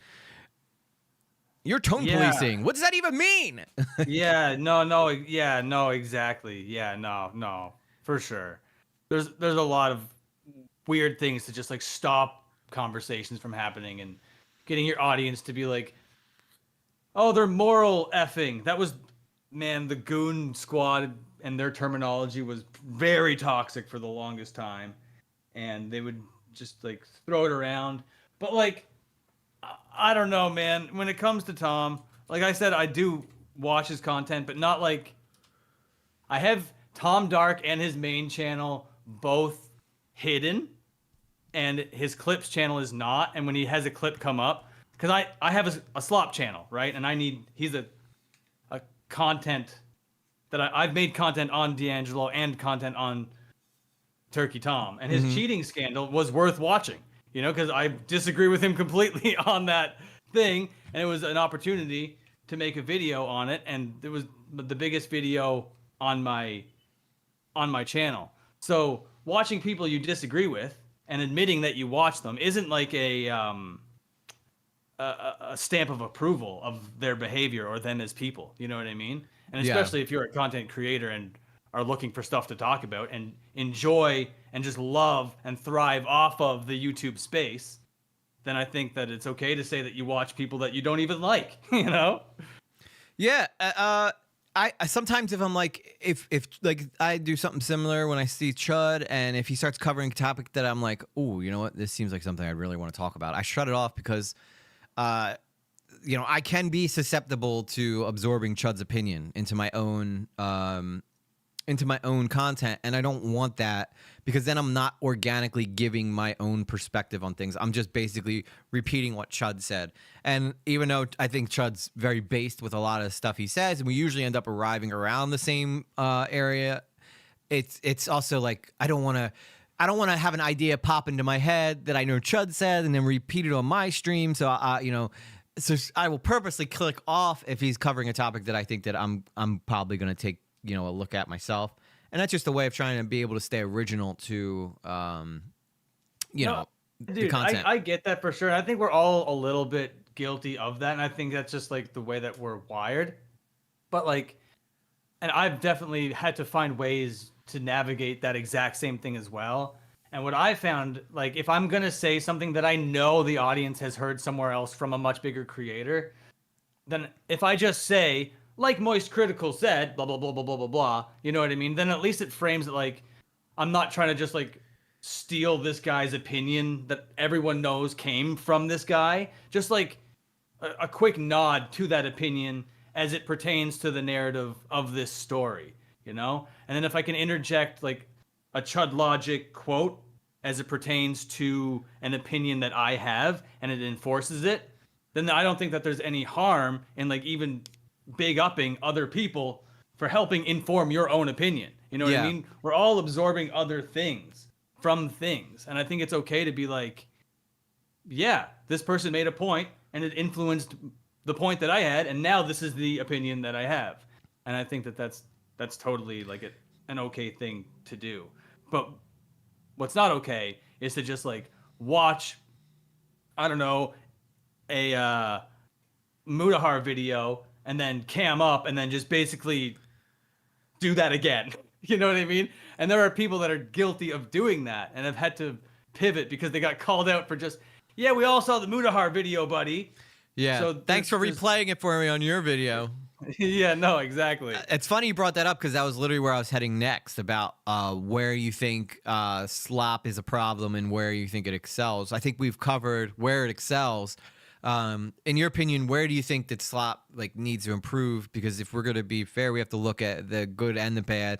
And after that, I want to get into the AI stuff that I saw in your video that you were talking about regarding Deaf Noodles, which I think I made a video when Quebblecop did this back in the day, and I like that video. I put my heart into it, and I had a lot of the same takes that you had with the Deaf Noodle stuff. So before we get into the AI stuff, though, give me your take on like where you do feel like sometimes slop can be problematic. Yeah, basically, if you're like, just going back to the Cheeto stuff, if you are spreading misinformation getting called out for spreading misinformation. You made a great point about it in your video as well, man. Like, if you get something wrong, something is going to slip through the cracks. A, yes. And B, someone's going to call you out for it. And if it's egregious, they're going to like drag you over the coals for it.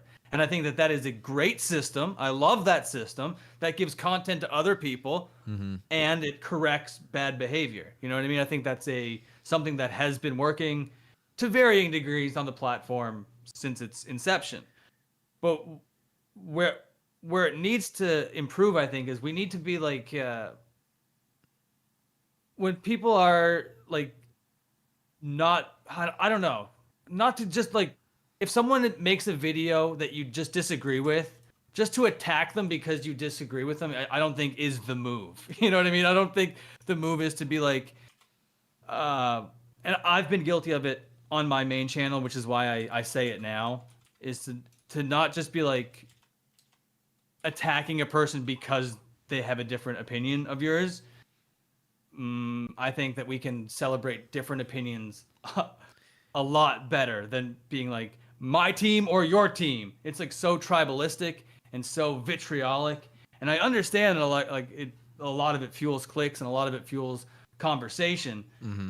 But I think a little bit more like you. It sounds so cringe, man. But you're from Philly and hardcore and everything, so you might have heard this word before.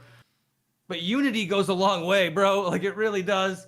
And even though there might be slight political differences or slight social differences going on in the commentary community, we all cam up, we all write little scripts and make little videos, and we all do that kind of thing. We're all that little weirdo in our little communities. You know what I mean? So why then, when we're all separated, do we like need to like be so like I don't know, different and I don't know, like vitriolic towards one another? I think it's Well, a very go for it. A good example, though, of sometimes when that unity can fall apart.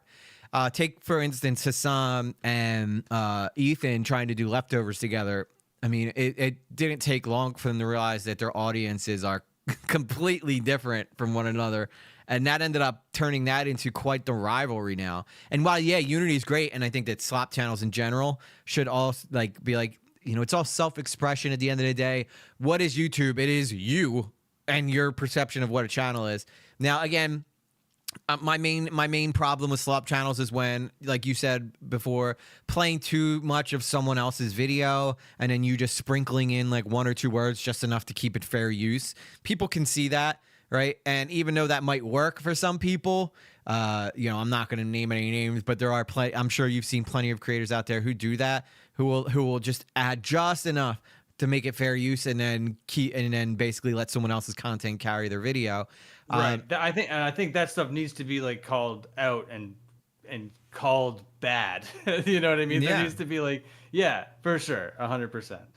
And then you have you know, the other people who are putting their heart and their soul into it, and it's this fine line. But going back to Ethan and Hassan, you know, that's in my opinion where unity can fall apart, is if like.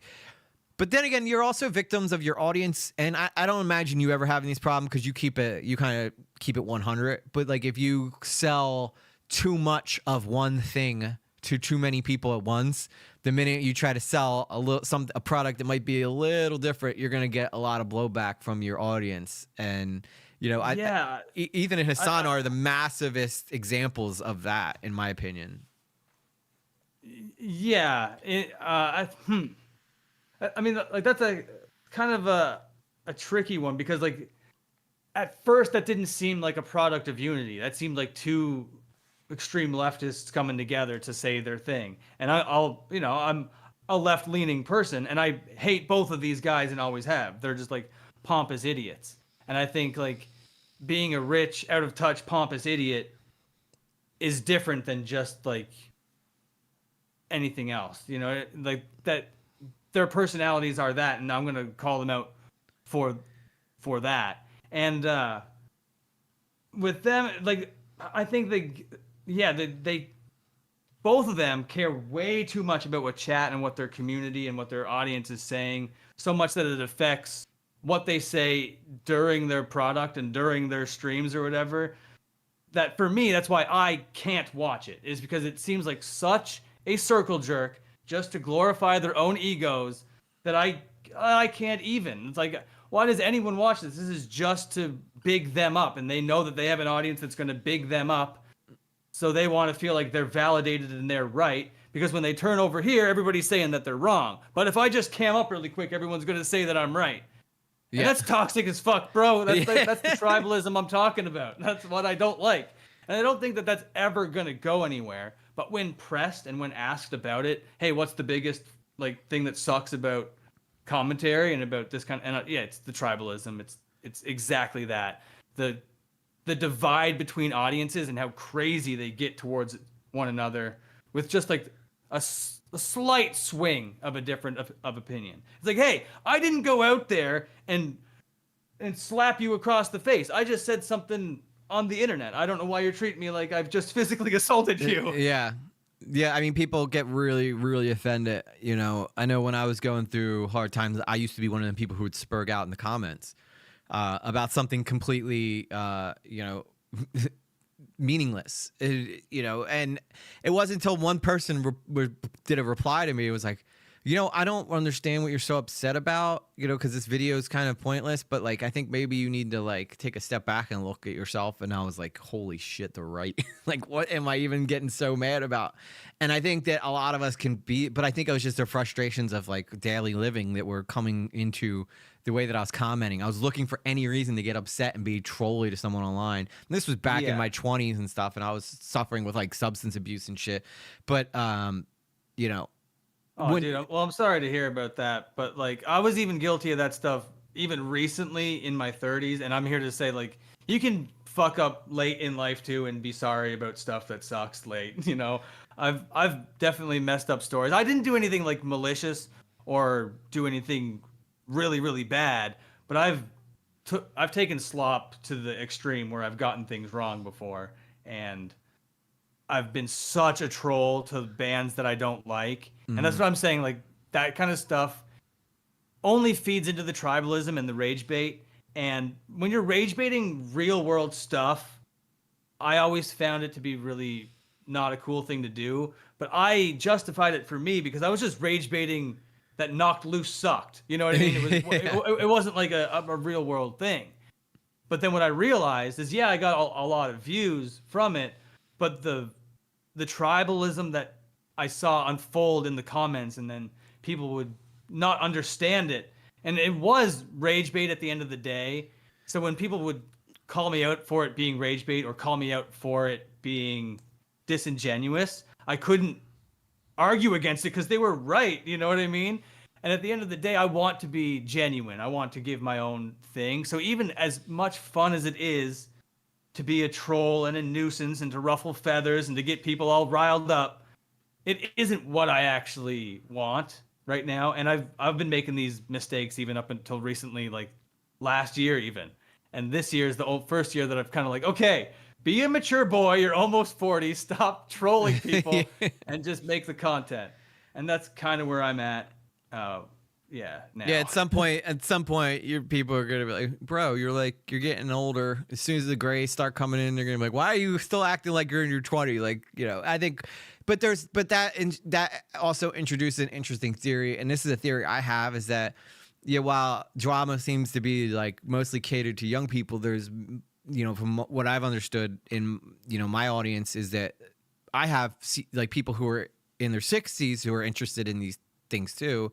And I don't feel like they get catered enough to, and people in their 60s aren't gonna want to hear like how skibbity and fresh and stop gooning you should do. Like they want to hear like a real person be like, "Yo, well, this is where I think this person might have needed to chill out here," you know. And it's like, I think there's like a larger audience for that type of people than you think, and I think you do a great job of being very clear, very plain. Not like plain, but I mean you have charisma, but you know what I mean. Like you tell it straight. You don't need to use silly buzzwords unless you're kind of like pointing fun at how silly the buzzwords are. Right. That's exactly how I use them. Yes, exactly. Yeah. But yeah, I think that there's an audience for that, and I think again, like that's why Chud does so well, because Chud's always like he's so good at pointing out like, why are you doing so much extra shit? You don't need to just tell us what we want to hear, you know. And I think that's what makes him so refreshing to a lot of people. But again, victim of age and experience, you know, wisdom and intelligence are not the same thing. Wisdom is something that you can only get through experience, as where intelligence is something you're either born with or you're not. You know what I mean? And those with wisdom have sometimes more to offer than someone who's incredibly intelligent or who's somebody who can throw out like some really nice vocabulary words.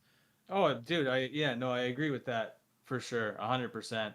And like it comes down to storytelling, and these things are happening on the internet, and you're right. There are older people than 34 years old. They exist. They're out there. They're on the internet for sure. Believe it or not. Believe it or not, they're there. And if they see something salacious, they're going to want to know about it, of course. So find the closest in age person, and they're going to tell it to them. And I think that there's 100% a place for it. And I think like making fun of people because they're 40 is so funny, because all of these like online Zoomers are going to still be online when they are 40. I'm a millennial and I'm still here, bro. Like it's going to be the same thing for you. We started this shit. Yeah, Where no, were they? exactly. We had dial up, bitch, when I was your age. How you feel? You know, like my mom used to have to come in and tell me get off the damn internet so she could call my dad. You know, like what do you know about that? But I was still getting in my chat. It's funny though. They don't understand, like, the only reason that they are where they are is because of, and you know, sometimes people take this to the extreme, like Fuzi, who goes around specifically making sure everybody knows that he started, like, you know, he was one of the, you know, influencers who was, you know, getting his stripes while everybody else was still in diapers and shit, which I think can be cringy if you do it too much. But it's like, at the same time, yeah, YouTube is where it's at, because we, you know, when we were, like, our millennials really gave it the opportunity to excel, because we were like, wow, this is fresh, this is new. Like, yeah, it was so brand new for us, and it's just been there for everybody younger than us. But for us, it came along, and it was like, what is this new amazing thing? Yeah, So I could you know, my parents won't ever let me play the guitar for them, but now I have people I can go play the guitar on for line, and if they want to watch it, they can. Let's do it, dude. You know, like, yeah, no. For sure, it was very surreal, and so yeah, they'll still all be here when they're 40. And I know it's fun to make fun of Keemstar because he's 40 and still here, and whatever. But yeah, all you 20-year-olds, you're still going to be 40, and you're going to turn around when you're 40 and be like, where did all this time go? How is it now? It is what it is, bro. It is the life you're going to be living. If you have Keemstar's house at his age, then I think you get the right to be like, yeah, bitch, I'm still here. Look at what it's got me, you know. Yeah, no kidding. No, for sure. And the other thing about the older people, too, is like a lot of times they hear these buzzwords from their kids and they want to know what that shit means. And they don't want to be the person to be like, what's that? What does skibbity mean? So they'll just come to us who are around the stage and be like, okay, yeah, listen, this is who this person is. This is why skibbity and what gooning is, you know, and all that weird shit. And a lot of times my daughter, who's 10, will hear me say stuff and she's like, how do you know what that is? I'm like, I was there when it was incepted. Yeah. So I got one more topic, and then if it's cool with you, I'd let my audience ask you some questions if you want. Yeah, whatever. Yeah, I'm chilling.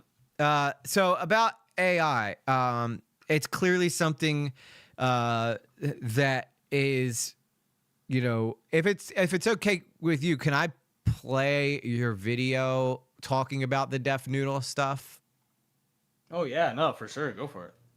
Because I think this would be just a good way for the audience to like see what I'm talking about when it comes to this shit. So I want you guys to take a look at this real quick. So Dan put this video out. It's down in the bottom here. I'll actually make it bigger so you guys can see it. We'll cover up me and Dan's convo. You guys know he's here by now. So if there's another person talking, you guys know it's Dan.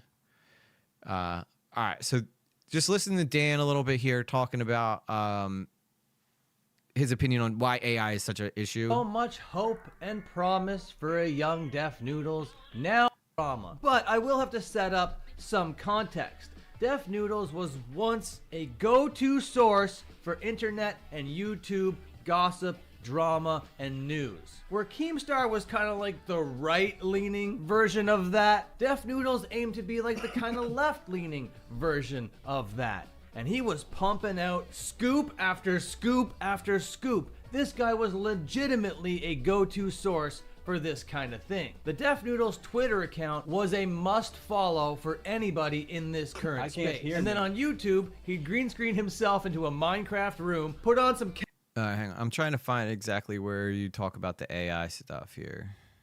Sure. So you're going over Def Noodles here, even though it's interesting stuff. I don't think that. Yeah.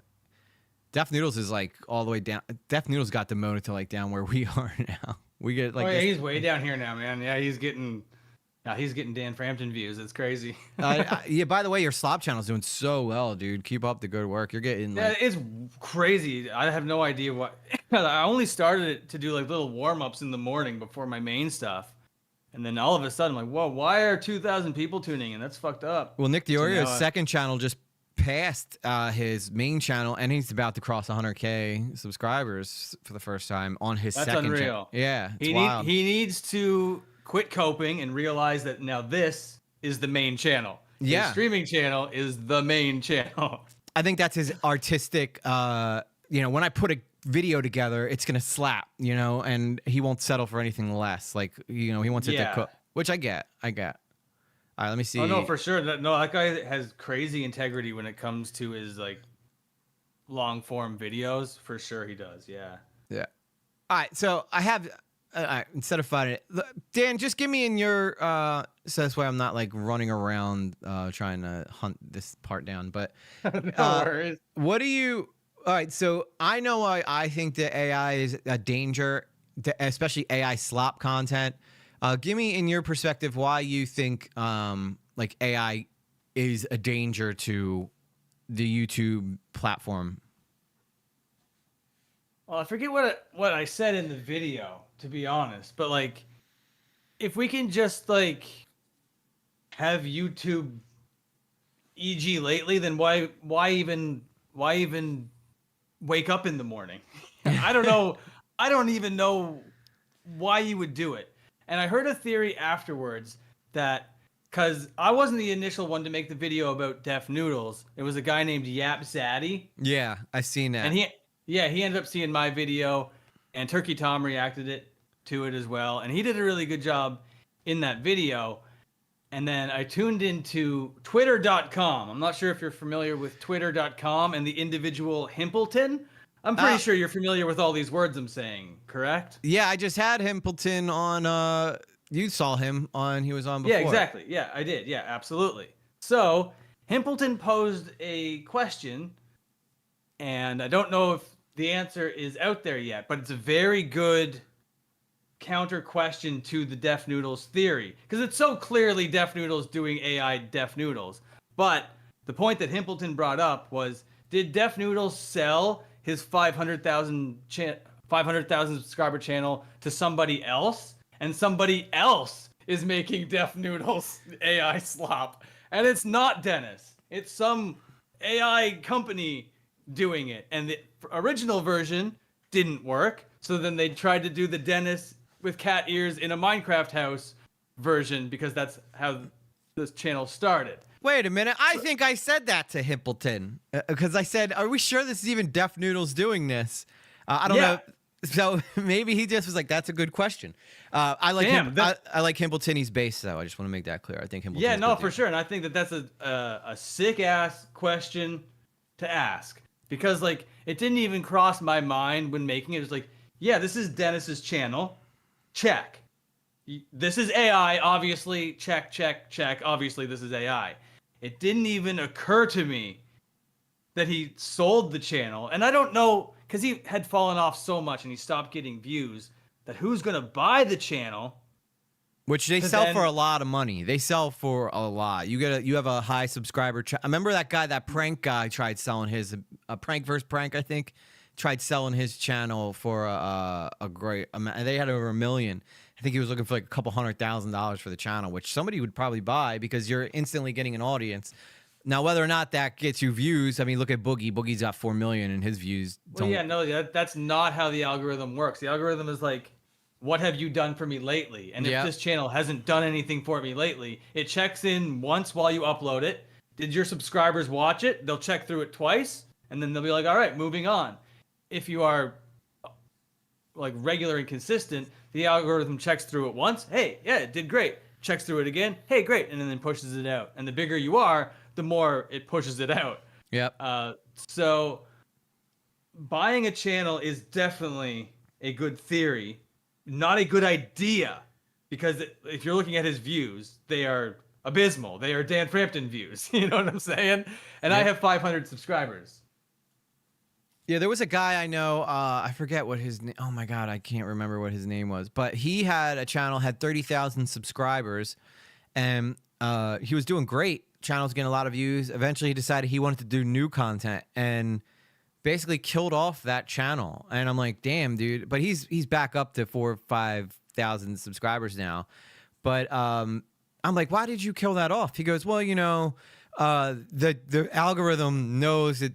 You know, if I start doing new stuff, the algorithm's not going to push it out to the people who would want to see it. It's going to push it out to people who are right. I mean, that's a good idea in theory, but that's fundamentally wrong. It's like the audience that it goes out to first isn't interested in the new content. Therefore, the algorithm doesn't care about it. Yep. It's not instantly the algorithm doesn't care about it. It goes out to your initial subscribers, and if you're making something completely different, they're not going to click on it. So then when the algorithm sweeps through again to check in on it, it's like, oh, these people didn't care about it. And then the algorithm thinks that it's a shit video, so it doesn't push it out. So, like, it's fundamentally wrong to blame the algorithm. It's like, but it's true. Like, it is at the end of the day true. It isn't getting pushed out. The algorithm isn't pushing it out because it is different content. But it's an audience thing. The audience doesn't want that, which is why I started the Slop channel. I'm not going to, like, all of a sudden make these videos on my music channel. They're going to fail. I did it. They did fail. And it was clearly. And then I started the Slop channel and instantly 2,000 views. I was like, okay, thumbnail, title, instant niche on a fresh brand new channel that the algorithm is going to sweep through and find an audience for.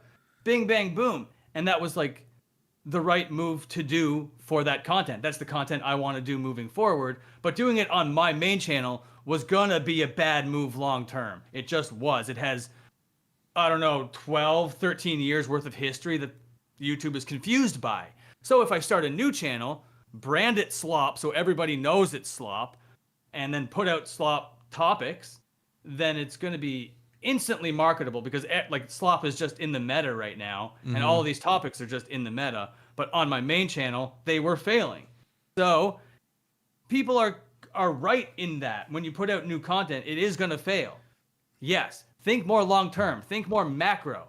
Think bigger picture. Go to another channel, start fresh, and build brick by brick by brick. I know it's demoralizing. I know you feel like you did it already with one channel, but the algorithm has you pegged as XYZ, and you want to do ABC. So go do ABC on a new channel, and still, you know, do XYZ. But if you can balance both, then you're not really screwing over one channel, and you're still feeding it the content that the audience wants.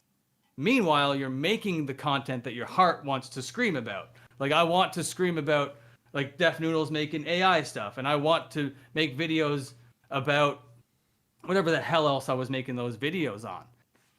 But yeah, that was an issue I had to learn the hard way. I started doing my videos that I have now as the primary source. Granted, my channel's been around for 15 years because I created it when YouTube like kind of first got started and started uploading music stuff, you know, just me playing guitar. But it doesn't seem like it has affected it because I haven't ever taken YouTube seriously the way that I do now. So I think that YouTube gets that this is a yeah. No, that was the same with me. It was a music channel at first. I was doing music on it, music videos, live performances. But then I took a break, and then when I came back, YouTube figured out quickly that it wasn't a music channel. They knew I was yapping and not singing, you know? Yeah. But they had to relearn, for sure. But then the audience that I accumulated through all that sort of stuff, I had to you know, they were the ones clicking on it. So I had to make videos for them. And that these mosh pit videos were the ones that, like I said, like kicked off a little bit at first for me. So if I started talking about, because I was doing them while I was talking about slop topics, and that, like you were just saying, it's the hard way to learn it. I was doing two different things on a channel that was just confusing the audience, confusing the algorithm, confusing me. And yeah, I had to learn. And my channel, quite honestly, would be much bigger than 17,000 subscribers right now had I just known all the things that I'm just saying easily right now back then. I did not know that. I had to learn all this from like failing over and over again and being like, why is this the 10 to 10? Why do I have 3 back-to-back 10 to 10s? This is killing me. What do I got to do to change this around? And then now, like I said, I finally figured out kind of what my online persona is and what the branding is and all that sort of stuff. It just took a really fucking long time, bro. Yeah, I mean, this channel, again, like 15 years old, if you go and look at the content, you're gonna be like, wow, this guy's been around forever. And then you're like, oh, 15 years, only 3,500 subscribers, that's terrible. But then you don't realize, like, I've only really been doing it for a year. I've only really been content creating for a year. Yeah, I did the skate videos back in like 2016, 2017, but those were they'd only be uploaded maybe once every other month, you know? So it wasn't like it was anything consistent as to where, you know, I just passed October of last year, I started taking it. I'm like, all right, let's see if I can give a go at this YouTube thing. And then, you know, 3,500 subscribers in a year, I'm like, okay. So I'm looking at it from a fresh perspective of all right, when did I actually start taking it seriously?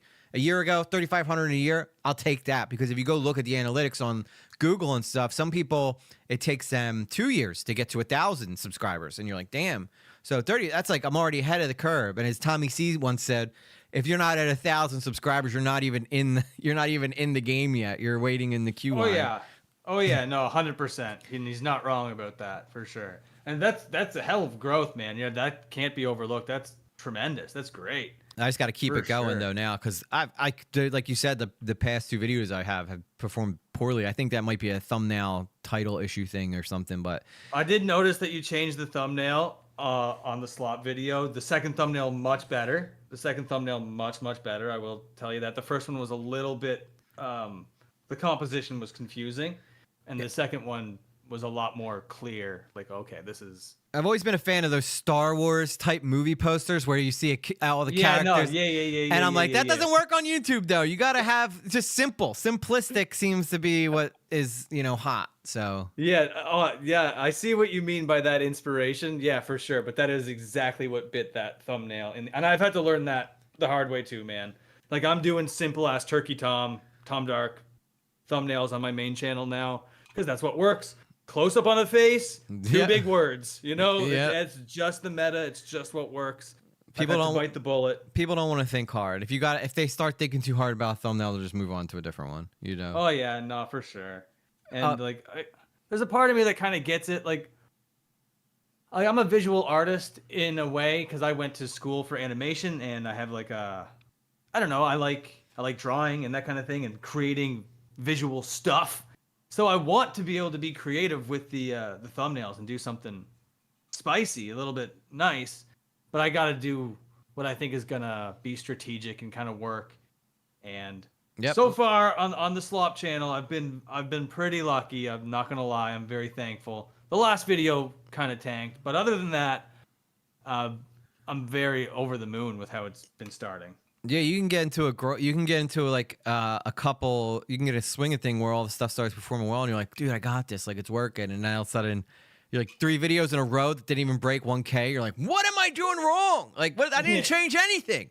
And then you're just like, then you realize, okay, well, the algorithm's not just looking at, you know, click through rate. They're looking at retention, looking at impressions compared to what's been. And then sometimes they'll test you with like a much wider audience, and then how that performs. They might send you back so to confusing. It's so much going into it. But I wanted to get back on the AI thing real quick. So my particular issue with AI is, all right, so if we want to talk about slop, right? Me, you sitting down talking to a camera and having, you know, conversations that are abbreviated versions of a topic that we know about, and we want to share our information with other people.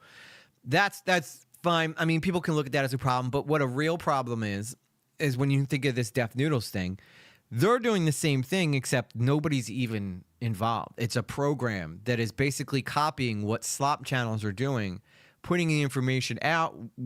It doesn't even pronounce the names right, so I don't know how they think that the information is going to be right. But from, until that guy put out that video kind of breaking down where this is AI, a lot of people probably fell for it. And they did. Oh man, I will admit, I watched one video just like passively. I was like, oh, he's back, and I just put it on. And then when I watched it for the second time, I was like, I am a moron. How did I miss that? Like right away, he's like Valkyrie and Fusei too. I'm like, I am the dumbest man. Yeah, Fauci tube. You're like, is he related to Dr. Fauci or? But that, in my opinion, is where Slop is dangerous because my whole reason why I think Slop is cool and why it's so popular right now is the interaction between the human beings that are involved. It's me sitting in front of camera talking to you, giving you my, like, letting my mind dump out into the camera. And then, but if it's Slop and it's AI, that you're taking away the one thing that makes Slop interesting to people, and that is the human participation. Exactly. Dude, for sure. 100%. And man, now that question has been posed, if Deaf Noodles is actually running that channel or not, I need to know, because I wouldn't say every time he uploads a video, but every now and then when he uploads a video, I'll click on it and type address the AI allegations. Yeah. And just leave. But I need to know, man. I need to know, because it's out there that it's AI, and I need to know if this is another bad dentist decision or did he get a bag and it's somebody else's decision? Yeah. If that's the case, that's better. But he is like grifting hard on his other channel now, and like barely cracking 300 views. It's crazy. Yeah, like why would he compete with himself? And then like, can you imagine a hit to that ego? Your AI version of you is doing way better than the real you is. Like, oh man, just put the cat ears back on, Dennis. I know you look ridiculous, but shit, dude. At what point do you just go with it? Dude, if I was in his shoes, it is exactly what I would do. I would know that this is the best opportunity life has given me. It is the best opportunity life is ever going to give me. Mm-hmm. You have to bite this bullet and put on those cat ears, Dennis, and talk about Trisha Paytas. You have to talk about her, though. That's the thing. You must talk. He's like doing right-wing politics now, isn't he? Yeah. And I don't even know if he's like believes what he says. He's just like monotone. And this is what the Democrats are doing, and this is all really bad for the society that's happening right now. He looks like he absolutely hates his life, dude. He looks like he yeah, dude. It's almost better. Would you? Okay, let me pose this question to you, Dan. Would it be better to have that fame and have lost it, or to have never had it at all? Oh, dude, to have never had it at all. Yeah, never. Like, yeah, no, for sure. I'm much happier sitting in my seat right now than he is sitting in his seat right now, for sure. Yeah, man, that guy was on H3. That guy had like the silver platter, like handed to him, like all of the connects in the scene. However he was gonna do it, he could have done it, man. People get too big. It. People start feeling like they can get away with shit, and that's when they end up getting in trouble, man. People always find out they have nothing. I think people underestimate just how much some people are online. And they stay online, and they never get off, and they are looking for something to expose. And that is for sure. And they will find, if you fuck up, they will find you. And that brings me back to the AI thing. Like, if someone like you, who literally has a channel called The Art of the Slop, couldn't pick up on the AI right away, what's to stop anybody else from not being able to pick up on that stuff, And that's scary because not only one, are corporations the only ones who have the resources to create something like that? I guess if Dennis... See, here's why I don't think it was Deaf Noodles either. Like, too savvy? Well, it's where he can't possibly have money left to build a program like that. It took Kwebbelkop. It took Kwebbelkop how long to build his? And he's sure. rich as shit. you know? Yeah, no, for sure. I like, hey, you took the economic route. I took the intelligence route. It might be a combination of both. Yeah. Stupid and broke. Yeah, Yep. man. He bought that comedy club. I'm sure, you know, he probably didn't make a whole, unless he sold it and I'm sure he didn't buy it outright. He probably mortgaged it. So, you know, I don't imagine he would have been able to get a whole lot of money for it. And what did he Oh do? yeah, no. I can imagine he just found commercial space and like leased it, rented it, and as soon as he couldn't afford it's like in LA, so it's got to be expensive, man. Yeah. Yeah. LA is like fucking, you know, $1 billion square foot. Yeah, from what I hear, it's the most expensive place to live. So for a guy like Dennis who isn't pulling even a couple hundred viewers, it's man, what is he doing? It's so confusing. I need to know. I need to know. I would love to talk to him personally. I mean, I've never had an issue with him. You know, I know you say you lean left. I actually lean right, but I'm not like far right or anything like that. But Well, no, and I'm not far left, and I knew that about you, and that's totally fine. I like absolutely welcome it. I love it. Yeah. Enjoy having your own perspective. It's cool, man. Absolutely. You know, I'm always open to everybody, but I'm not like one of those who shut people down. I always love hearing what people have to say about certain things. I mean, I have my takes, and you know, I don't want to get into politics, but like with Deaf Noodles, I understand why he's trying to appeal to that because you know there's so many successful political commentators, and it looks like a very attractive market to try to get into because all you got to do is just say the most egregious things, and even though I believe a lot in like a lot of conservative ideals, I can't imagine being out there being like, that guy is a guy dressed as a. I don't care. I'm like, that person has the right to live their life however they want. Now, if you want to talk about fiscal responsibility and spending, we can, you know, that's kind of how like I view it. And I totally respect that conversation 100%. Not smart enough to have it. You're probably right in a lot of ways when it comes to it, for sure. But when it comes to like how like AI pertains to slop and its danger is like it doesn't have like if you think Sniper Wolf doesn't have a moral compass or a soul, what chance do we have with these robots? It is crazy, man. It is crazy. What if like the AI just comes out with the hottest takes and be like, and like Deaf Noodles AI is like, Trisha Paytas is being a little bitch. So like just starts having the hottest takes ever because it knows it gets more views. Yeah, exactly. It would learn if it really was machine learning, it would learn what gets more views and do that, right? So is it 100% machine learning, or does he go in fresh like we would a video, and instead of talking, he just presses generate? But all the pre-pro that we would do in a video, like find a topic, come up with points, display the point and counterpoint, argue with it, blah, blah, blah. Find all that stuff and then input it into the system, and then it generates it all off of this one video that you took at the beginning of this entire process. Or do you just put in articles and relevant topics and then just hit generate? I have no idea the process. It blows my mind. It shouldn't be a thing. It's so dangerous. And now, and I think YouTube realizes that it could potentially kill their platform, which is why now, as you know, when you're doing your monetized channel, that has that little button. It's like, does this video show anybody doing anything artificially that they didn't really do in real life? A la, you know, is Deaf Noodles gonna do a whole video commentary of himself pretending to be himself when he's not really himself, and then that's such a good point, man. That's also baked into TOS now. Yeah, like you have to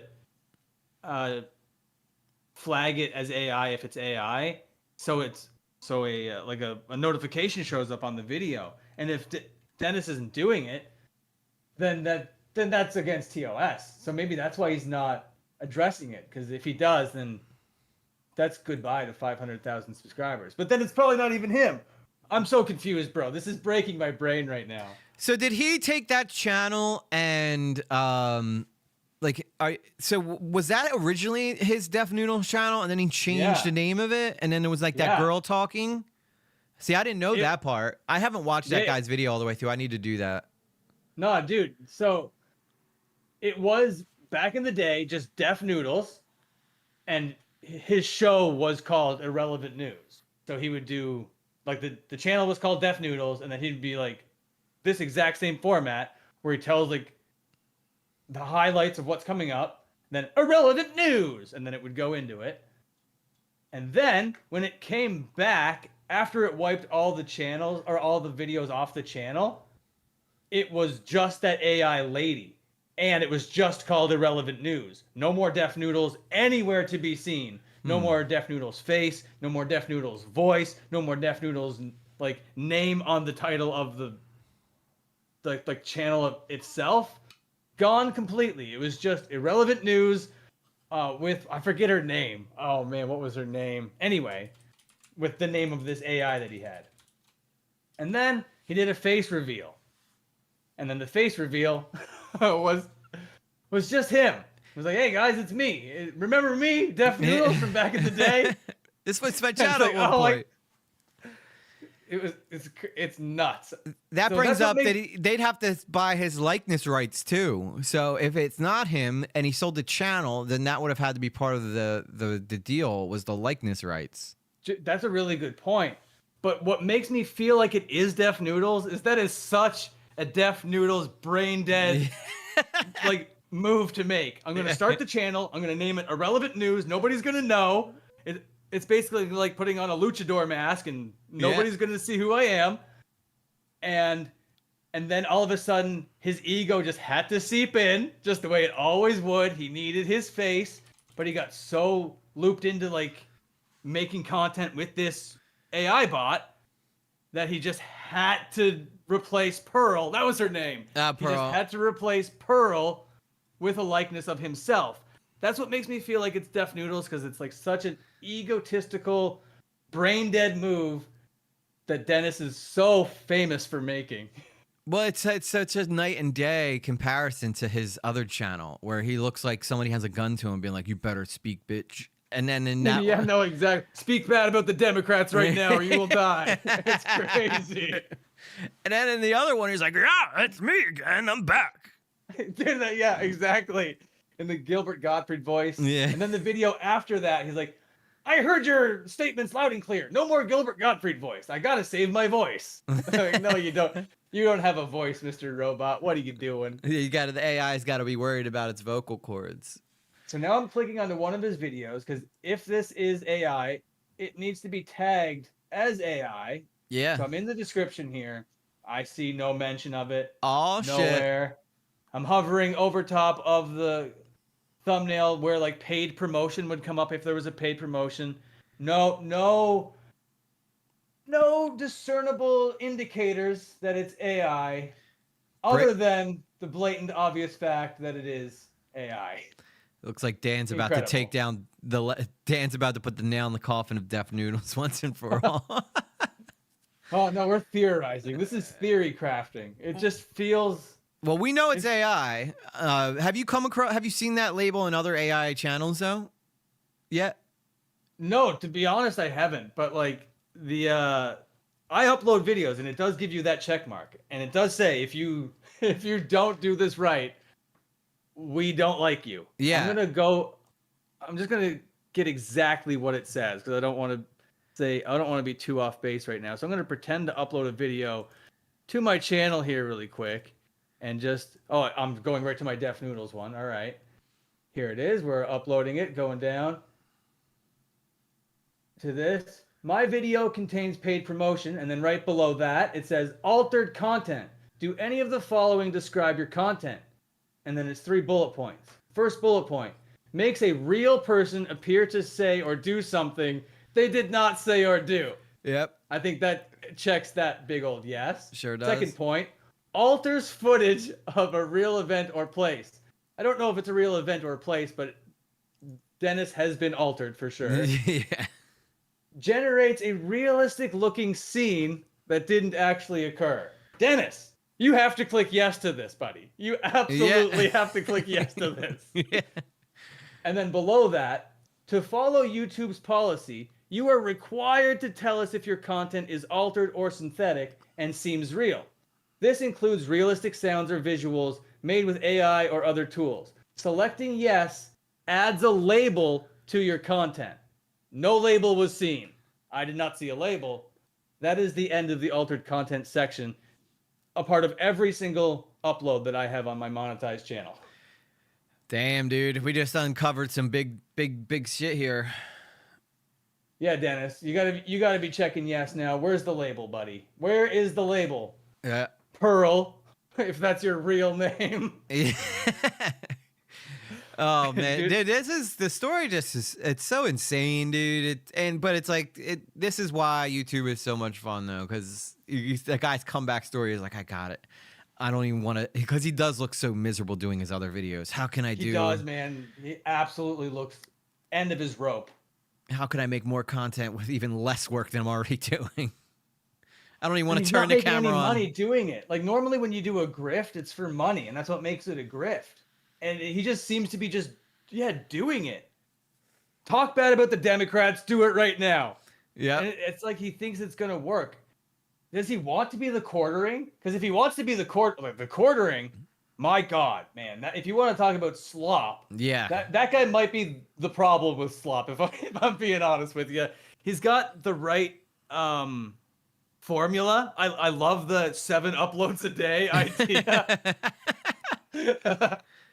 But that's because he does an there's- intro and then lets someone else's video play. And then only comments at the end. That's what I mean. Like, he does the least amount of work he possibly can and lets someone else's video do the job for him. Egregious. I've been noticing a lot about this with political commentating channels. They'll be like, can you believe that such and such said this on MSNBC? And then you get a 30-minute clip of them talking. And at the end, he goes, this is why I think it's wrong. Blah, blah, blah, blah, blah. All right, tune in next week for the same fucking Yeah, it's thing. like, I don't watch MSNBC. Why did you just make me watch a clip, you idiot? I'm turning this off. Thank you, Soul. Soul gifting 1 membership. Thank Oh, you. gifted. That's right. Maybe Dan will get it. Oh, it looks like Monkey Snail was gifted the membership. We Enjoy the membership, Monkey what's Snail. his thumbnail says evil sex on it. I don't know what it is. Who? That monkey snail guy, his thumbnail is just literally says in big red letters, evil sex. Oh, true. And I got, you know what? Maybe that's what his channel's Oh, well, about. yeah, you're right. Yeah, it's really tiny, but that is what it says.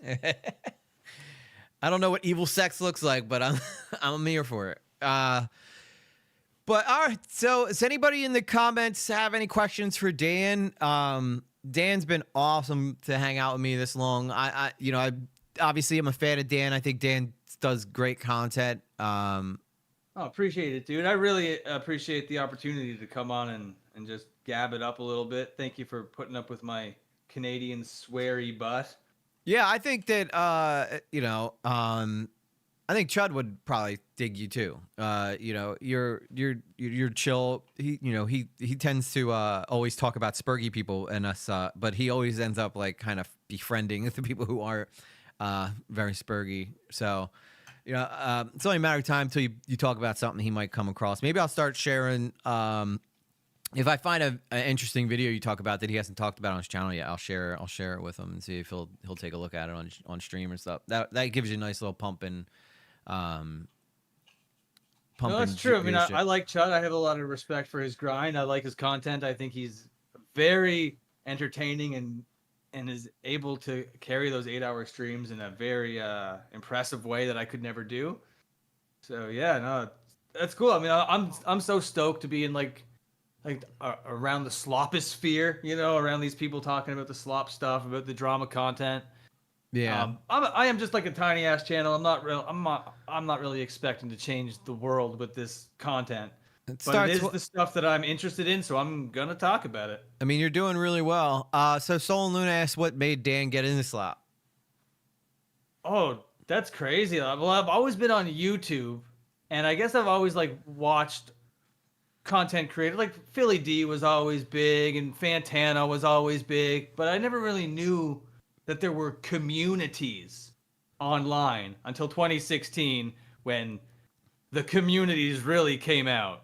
When I really learned about all the Keemstars and iDubbbz and Leafies and H3s of the world. And from there, it was just a downhill trudge. And I loved every minute of it. And then in 2020, when all of that stuff stopped because of the adpocalypse and whatever, the commentary community came back, but much smaller, not getting the same numbers with like the Augie RFC Goon Squad and Nicholas Diorio and all those lunatics saying just the most outlandish things, but also being mostly correct about most of the things and saying a lot of the same things that I would say, but maybe not in the same kind of way. So Diorio's the final boss. If you can win a debate against Diorio, you're set. Well, no, I don't think I'd ever want to debate Diorio. I don't think that that's appealing to me as a human being. Like, I am not a debate bro at all. I do find it entertaining watching them do the debate thing, but I am not a debate bro. If you want to be right in a conversation, I'm just gonna be like, have it, bro. This is yours. I do not care. This is not worth my sweat. If this means so much to you, enjoy it. Enjoy it so much. but I enjoy watching them do it for sure. But I don't ever want to have like debates with people. If someone disagrees with me and wants to criticize me, I'm totally open to it for sure. But I'm not going to argue with them about it, really. I don't want to change. I'm not out, like I said, I'm not out to change the world. I'm also not out to change anyone's opinion. I just make videos in my room, you know? So the YouTube dream. So so Dan Debates is not a channel that we should be expecting to see coming along down the pipeline.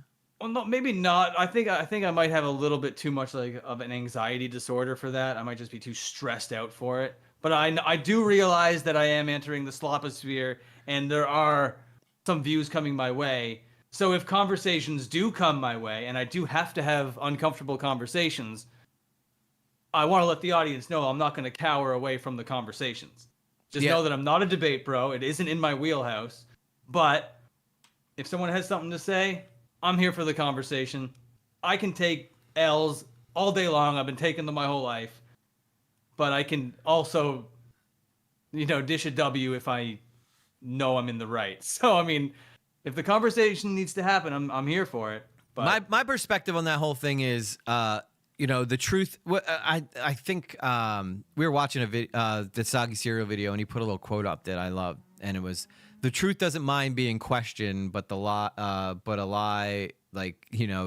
wants to hide," or something like that. And I was like, yeah, if you feel like I've always had this perspective on my channel. Like I always say very clearly that I stand by everything I say. And that's why I use a face cam to hold myself accountable, to let people know like I'm not hiding behind a VTuber, and that like my opinion that I'm giving you is my opinion. Now I'll admit I tend to be a little more opinionated than you, Dan. I know Dan, you're like a journalist. You like to give people the information and kind of let them figure out what they want to do with it, which I love. Which is perfect for reaction people to be able to watch your shit, because you're not telling them what they think. You're kind of just like, wow, this is wild, isn't it? Here's what happened. And I think that's awesome. But yeah, for me, like I will insert my opinion, whether people want it or not. And, I've had people disagree with me. I've always invited them on, but it doesn't seem like anybody has ever taken me up for that yet. I know Moreau offered to do a trans debate with me, but I don't know what side of that debate I'm even on. So, these are all like really tricky ones. You know what I mean? And if you're gonna go into these kind of debates, political ones, as a debate, then treat it like a debate. You know what I mean? Because like debates, you need to take a side, the other person takes a side, and then you debate back and forth. There's like a real. That's why it has a term. It's like debating is an actual thing. Yep. And if you can like take a side and then go in there and then commit to that side for the entire conversation and for the entire debate, then that's commendable. But for these really tricky, nuanced topics, that's really not my wheelhouse, And I commend people that it is. I mean, I have my opinions and I will interject it. It's weird that you say that I don't interject my opinions, because I feel like I do. I especially do on my main channel, because boy, oh boy, do I get backlash. Many times do I get people saying, Well, that's stuff your about. yeah, because you're a musician, and us, we're like especially growing up, hardcore kids. Like music is it's Yeah, not yeah, it's yeah, a exactly. lifestyle. It's not just Yeah, a yeah, yeah. Yeah, exactly. Yeah, yeah, yeah. Okay, you get it for sure. Yeah, absolutely. Yeah, yeah, yeah, absolutely. So, okay. Um, I forgot my main point, but like, you don't Your main point was that you don't. I said you don't insert your opinions too much in drama, but you said you do on your main channel when it comes to music. yeah, no, like I feel like I do, but when it comes to debates and when it comes to like going up against a Nicholas Diorio, here's the problem with that. A lot of the time, he is not only convincing, he is like he says a lot of the things that I'm already thinking, but in a really aggressive New York way that I just am not. You know what I mean? I could never say it that way and it be authentic. He's got conviction. Yeah, for sure. And so do I, if I feel like passionately about something. But I'm not going to argue about a slop topic. The reason why it's slop and the reason why I love it and the reason why I'm owning the word slop and I'm calling it the art of slop is because it's something to not care about. You know what I mean? It's breezy ass shit. And on my main channel, I've had to cover like the anti-flag, predator, underage stuff, and there's a way to handle serious stuff, for sure. And if I'm ever being serious on the Slop channel and I get something serious wrong, then that's a completely different ball game. But if we're just arguing minutia of slop topics, I think we could be spending our time doing something else, bro. We really could be doing something else. I would agree. And yeah. so unless you're going to debate Nick on what album was the best from a certain band, I would love to argue music with Tom. I would love to argue music with Tom. Him and his Bring Me the Horizon apologist behavior. Like, he likes bands I really don't like, is what I'm trying to say. I like A Day to Remember. I know he's into them. Yeah, they do have some bangers for sure. But yeah, you're much more you're like hardcore, so that's like a little more post-hardcore, like they've kind of transitioned to a little bit of a poppier sound to be more commercial, and you like that more authentic. I'm a DIY kid, like through and through, for sure, 100%, almost like to a snobby degree, and I totally understand that for sure, which is why it brings me back to the Raymundo and how I was like, I see a little bit of myself in it, which is why I kind of reacted so strongly towards it. Yeah. It's because, I do have a bit of that core kid in me, for sure, where I'm like, why are you paying $600 to go see a band that doesn't care that you're there when you could pay $25 to go see a band that's playing the same genre of music, playing it better to a much more intimate crowd, and they absolutely appreciate you so much? Well, why don't you want to be appreciated in your music going experience? Why do you want to just be another Ticketmaster number? I don't understand it whatsoever. So to me, I think my DIY core kid isms isn't going to go anywhere, because it's just like so baked into who I am as a person. And like you said, it's more than just music. It's lifestyle. Yep. It's foundational, like, lifestyle beliefs and all that sort of stuff. And I'm a punk kid, and I'm gonna die on that hill. I have been dying on that hill. I'm not gonna stop now.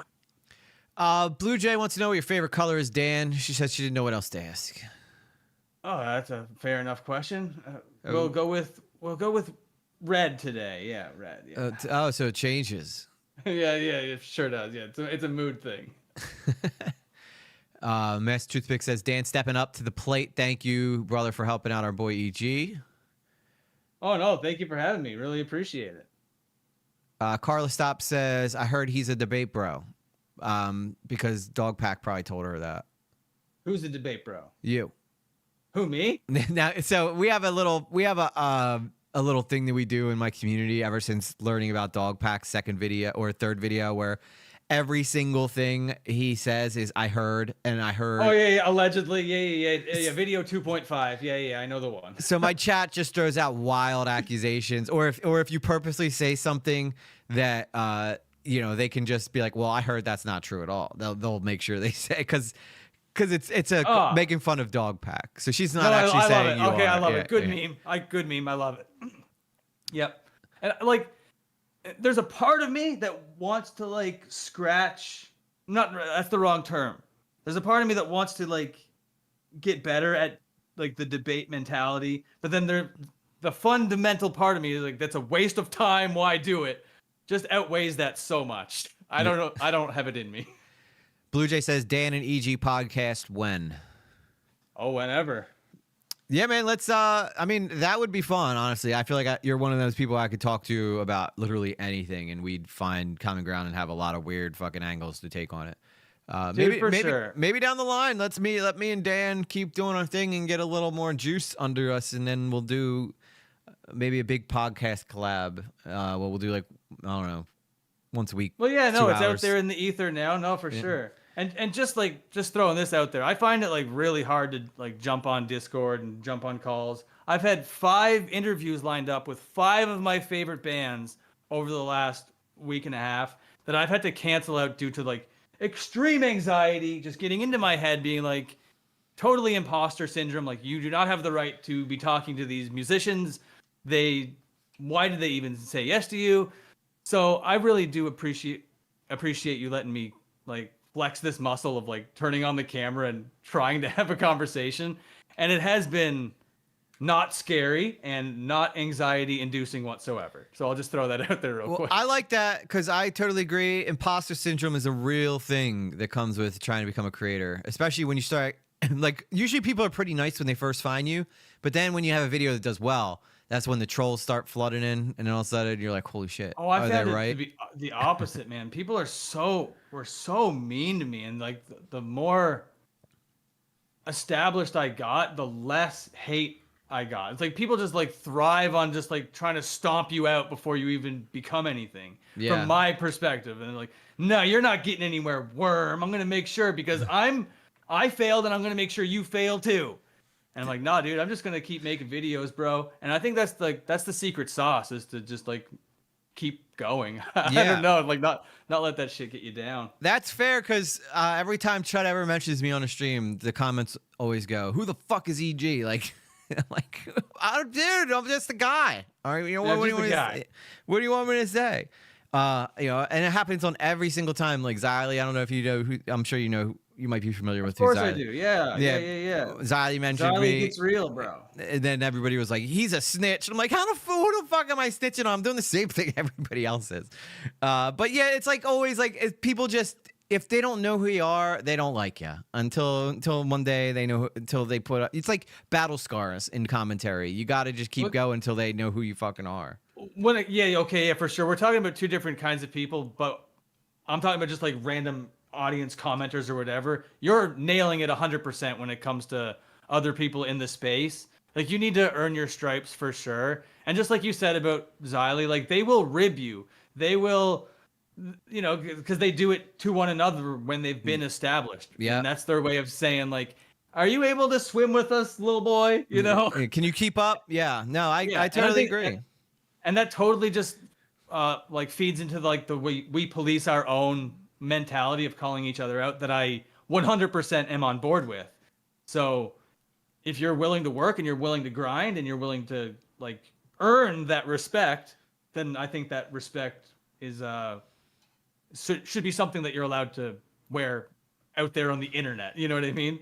So yeah, and then it's worth it. Like I remember I popped in the Tommy C's chat one time, and I had been doing videos covering Locale and the fallout with him and leaving and shit. And I just popped in there and just added a little chat about whatever Tommy was talking about. And, you know, you get a couple ads at you being like, "Yo, I saw your videos. I really like them," you know, and then you're like, okay. And you're like, big sigh, exhale. You're like, okay, maybe I'm not as bad as my head's trying to tell me that I think I am. I mean, you know who suffers with this big time? And I compared you kind of look like him. iDubbbz. No, I get it, man. I get it all the time. It is, yeah, of course. Yeah. But yeah, like he said, you know, when he was doing all those content cops, that he had no confidence in his ability to entertain people. Yet that series is still looked at as one of the premier, you know, series ever made on YouTube. you know? Yeah, no, that's for sure. I mean, those content cops are legendary. They definitely hold a special place in like YouTube history for sure. And the fact that he's renounced them is a little heartbreaking, but it is what it is, I suppose. At the end of the day, it is what it is. I can relate to you though, because I'm supposed to be talking to Tipster next week, and you know, even though Tipster's had his ups and downs, it's still like everybody talks about him, and he's kind of like gotten to this almost mythical figure in the commentary community of like just like his previous stuff, and I'm just like, what the hell am I even gonna ask this guy? You know, like because you've heard about him so much, but he's just a normal guy, you know. Dude, he is. I mean, that's sweet, actually. That's I am looking forward to that because that's another fall off that has been overly studied for sure. But dude, when he was rolling, like that whole Susie Lou drama, when all of that popped off for him, when he hit 100,000, my God, dude, he was riding so high. I was so stoked for him because he was the one that broke out from that entire community. He was the one that reaped all of the rewards for all of the like journalism that Nicholas Diorio was doing, all of those live streams that Augie was doing. Tipster got all the subs. Somehow all the subs went to Tipster. Yeah. And the drama that came from that, like you said, it's there's lore. There's a lot there, man. There's a lot there. So I'm gonna try to brush up, but I also don't want to constantly be like, let's talk about Cuffles. Let's talk, you know, I because no, for sure. Part of it's I think making people comfortable when you're interviewing them, and you know, I think I've been pretty good at that. You know, trying to get people comfortable to start, and then you can kind of slowly start to talk a little bit. But I don't think he's gonna have the patience to sit down with me like you have for like 3 hours and just shoot the shit. But you know, that there's parts of me being like, okay, well, I think I need to approach this interview a lot differently than I'm approaching my interview with you know? Yeah, maybe, because there is a lot more out there that a lot more people know about. Like, I'm just like some guy on the internet that's just kind of getting started on a second channel, you know, whatever. But like Tipster, there are like there's lore, there's history, for sure. He's definitely a figure, absolutely, in the commentary ethos. So, but I think what I would be interested in, because I've been down this road, man. Like, I've been with these guys the whole time. Like, I tune in. I know the drama. I am not interested in a retread, you know? Yeah. And I'm speaking to you now as like an audience member of yours, just to put into your cap for if you're trying to formulate an interview or whatever. I don't want to retread necessarily of all the stuff. And like you said, Tipster is just a dude, you know? And I think finding the dude amongst the lol cow is the challenge, and I think that you're the man for the job. I think for sure. I appreciate that. Is there anything you want to lead us off with? Oh, I think I got Moreau up on Moreau's lives. It just came up on my thing. He's down there talking where your face used to be. See. Yeah, no, for sure. Now we got Mike Tyson's butt. Yeah. How wild was that? They just randomly show just an ass shot of Mike Tyson on Netflix. That was so wild. I mean, it seemed like a Saturday Night Live skit. How funny it was because he was so intense. Vicious win. Yeah. Gives his. I learned that the reporter was his son, and he gives his son a kiss on the cheek.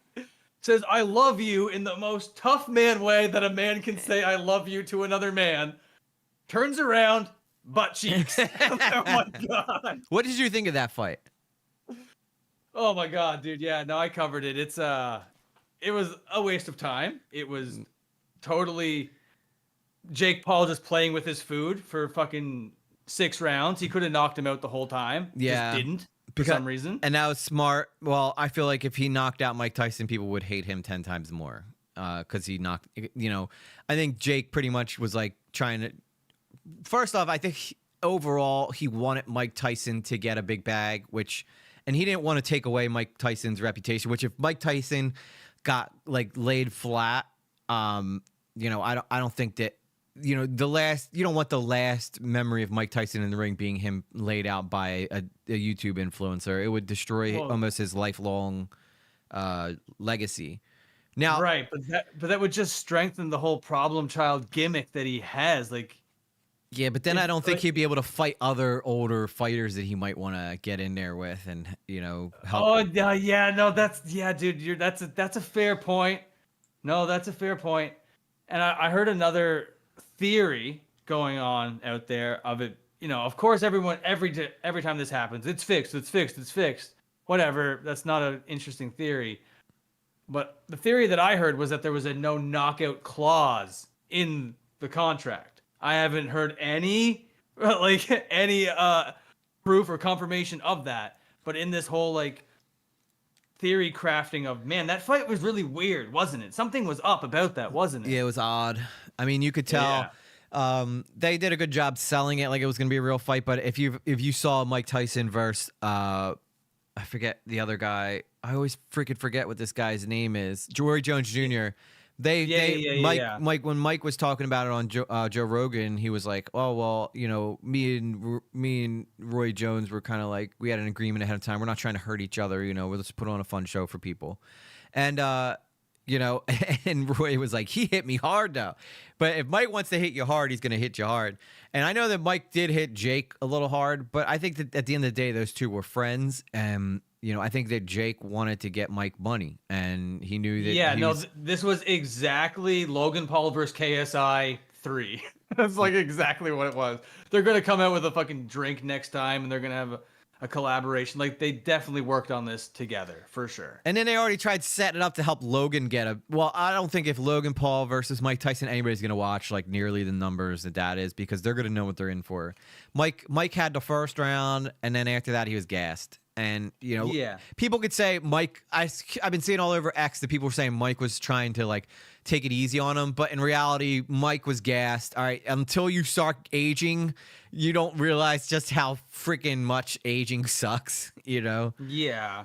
So yeah, and his leg was bum, and his hip was bum, and he's going in there against someone prime of their life. There's only one way for that to go, even if it's legit, And I think I don't know, man, because live event on Netflix, history in the making, 106 million viewers.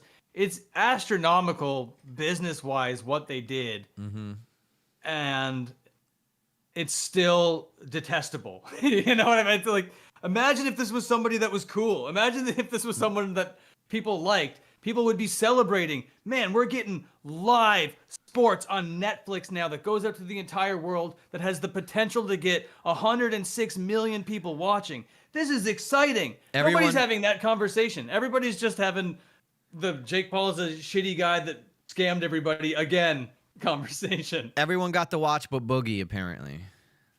Boogie didn't get to see it. Well, he was going on a huge fucking tirade on X during the whole thing about how his Netflix wouldn't work, and he had a whole watch party with 1,400 people to watch this Netflix thing, and nobody's was working, and he, it was freaking, dude, he was. If you want to laugh, go back on X and go look at during that fight and watch Boogie Streets, dude. They're pretty funny. I'm in the comments being like, I'm so glad everybody got to enjoy the Jake Paul fight except for Boogie, because can't. Yeah, well, the buffering was really bad for me all the way up until the Jake fight, but when that bell rang, smooth as butter, my friend. I watched that entire fight without a single issue.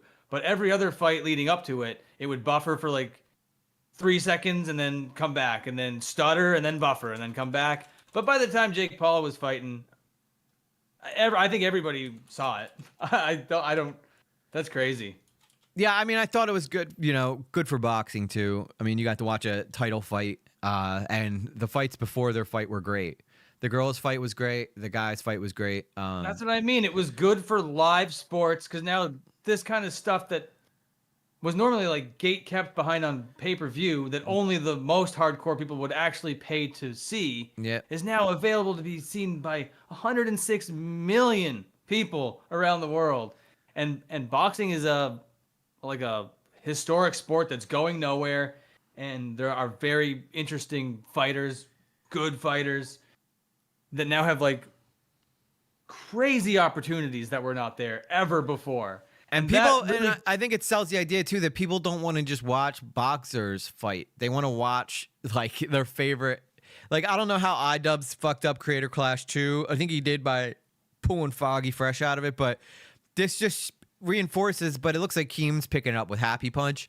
Like people want to watch creators fight each other, like not just over a debate. They want to watch them punch each other in the face. You know, it's entertaining. And I would rather do that than have a debate. I would love that. I would love to. I would love to train for like 6 months as this noodly ass YouTuber and then go in, because that's a spectacle, man. That's I'm gonna take it back to my favorite word of all time. That's storytelling. Yeah. I love it. I am here for it.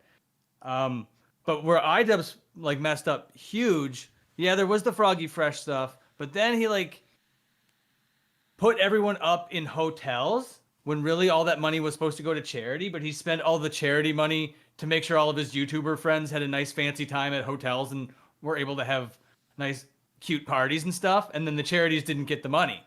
That's the problem. It's like they advertised to the buyers, and I was one of them. I plunked down $50 to watch Creator Clash 2 just to know that $50 went to go buy somebody's champagne later that night, you know? That's kind of crazy. And it was supposed to go help these charities or whatever. Yeah. So they really, really screwed the pooch on that, because you're right. People want the spectacle. People love the spectacle of it. And to screw it up so badly, you need to have messed up royally, because the audience is there. The audience is salivating for this kind of stuff. Yeah, and it's a great way for creators to get seen too, in a different light, you know. Dude, yeah, no, exactly. I learned about a lot of different creators through exactly this.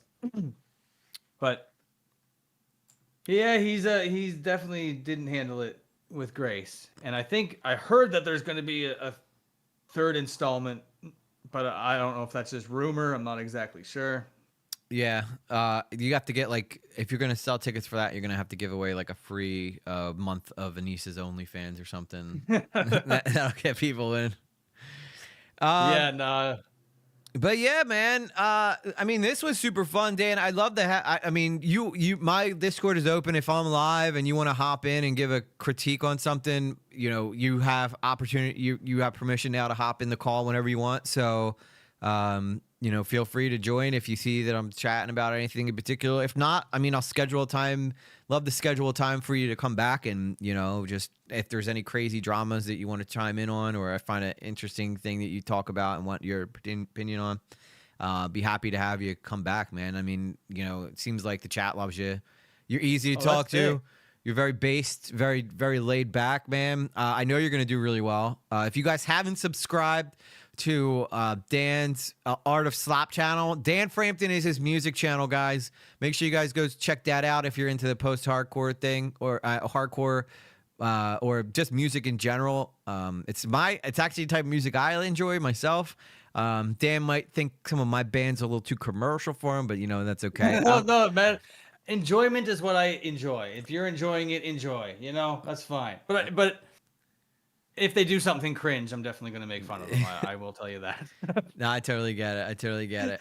But make sure you guys check out the Art of Slop. That is Dan's Slop channel. He's absolutely crushing it right now. You're crushing it, man. Bro, thank you. Appreciate it so much. Keep up the amazing work. If there's anything you want to add, it's all you, man. Oh, dude, no, I really appreciate that. Yeah. You just covered it all. No need for me to do any of the plugs. That was basically everything. Would really appreciate anyone that stops on by. I'm slopping it up about music. You know, I just saw before we went live here tonight that there are Linkin Park updates. So now I have work to do. I have to work on the Linkin Park story, because now Emily Armstrong's ties to Scientology have been exposed. Oh, shit. So I need to go on. And apparently, that's the headline. I need to learn about it and then make the video. So that's my life for the rest of tonight. I work tomorrow, so hopefully I can get that Linkin Park update out by the day after tomorrow, hopefully. But the Art of Slop, still grinding. Don't know what I'm doing there next yet. Still waiting for something to pique my interest. But that's where I'm at. If you care to stop by, appreciate you so much. Yeah, man. You're killing it. I mean, I already know how hard it is running the two channels. You know, I usually upload the streams on my second channel, but I'm I'm kind of like, all right, well, I need to make sure one channel at least gets to 10K before I could start worrying about a second channel. So that's kind of what I'm focusing on now. Just making Yeah, sure no, I this get channel that. gets to where it needs to be first, and then I can go back to worrying about my stream channel. But yeah, Dan, thank you so much, dude, for coming on. I really, really appreciate you, man. And like I said, anytime you want to stop by, dude, the door is open for you. Bro, yeah, appreciate it. Yeah, you never know. You never know when I might sneak around these parts again. Nice. Well, everybody, shout out to Dan Frampton of the Art of Slop. Let's give him a big EG lately. All right. Bro. Okay, dude, I'm going to disconnect now. Thank you so much for having me on. Yeah, dude. Thank you again, brother. Take it easy. Yeah, for sure. All right, everybody. That's Dan Frampton. Very chill dude. Very chill dude. I think he's going to do big things in the commentary community. I do. Awesome guest too, by the way. The guy makes my job a lot easier because he he knows what he wants to talk about and he talks about it. That makes my life a lot easier. I think that's where we're gonna probably wrap up tonight, guys. I will see you on Thursday night. I'll try and see if I can work out another guest for you guys. If not, we'll talk about whatever the latest drama is. But make sure you guys go check out Dan. Dan, honestly, I do enjoy. I'm not just saying I enjoy his content because he was my guest. I really do check out his videos whenever he posts. So, and apparently a lot of other people too because he's getting a lot of views. But the reason I like Dan so much, it's always nice, short, abbreviated. He gets right to the points. He points out the interesting aspects of the stories, and then that's pretty much it. He'll throw in his humor and stuff. It's a very easy. I mean, the channel is called The Art of Slop, all right? The guy's mastered the art of slop, and that's why he's doing so well. But anyway, guys, much love to you all. Also, don't forget to check out his main channel, too. And that's Dan Frampton. That's where he talks about the music stuff. So if you guys are into rock music, stuff like that, make sure you guys go show him some love there. Anyway, my name is E.G. Lately. It's been a pleasure hanging out with you guys tonight. As always, guys, right? We're always evolving, right? And we're trying to do the best we can with what we got. And we'll have some more videos coming out this week, guys. So stick around and find out. I'm not sure what we're talking about yet. Usually it comes to me right as I'm sitting down and I'm like, I need to work on a video. That's usually when it comes to me. But for all of you guys who are hanging out here and stopped by the whole time, was Moreau going to talk to you? I'm going to reach out. Probably not tonight. I'm probably going to reach out to Moreau and because my conversation with Dan went longer than I expected it because me and Dan just seem to have that kind of personality where we could just keep going and going. Like, I honestly probably could have sat here and talked to Dan until 6 a.m. That's how interesting of a guy he is and, how easy he is to talk to. So I'd rather give Moreau more time because I'd rather not bring him on and then rush him off. You know what I mean? I'd rather be able to sit down. But I'll try and see if Moreau wants to talk to me on Thursday. All right, guys. Anyway, I think that's it. All right, time to shill this channel and then go to bed because I got work too. That's the part of being a smaller creator that most people don't see. You guys, we all still working the job is working the 9 to 5s. Anyway, guys, thank you guys so much. I appreciate you guys being patient with me, not like bringing up the chat too much. When you're interviewing someone, you want the conversation to be front and center. So I hope you guys don't mind that we weren't like constantly plucking out the chat tonight. So, that's, you guys know how I do. But we be talking to y'all in the future, and I will see you guys on Thursday. All right. Much love to you guys. Peace out.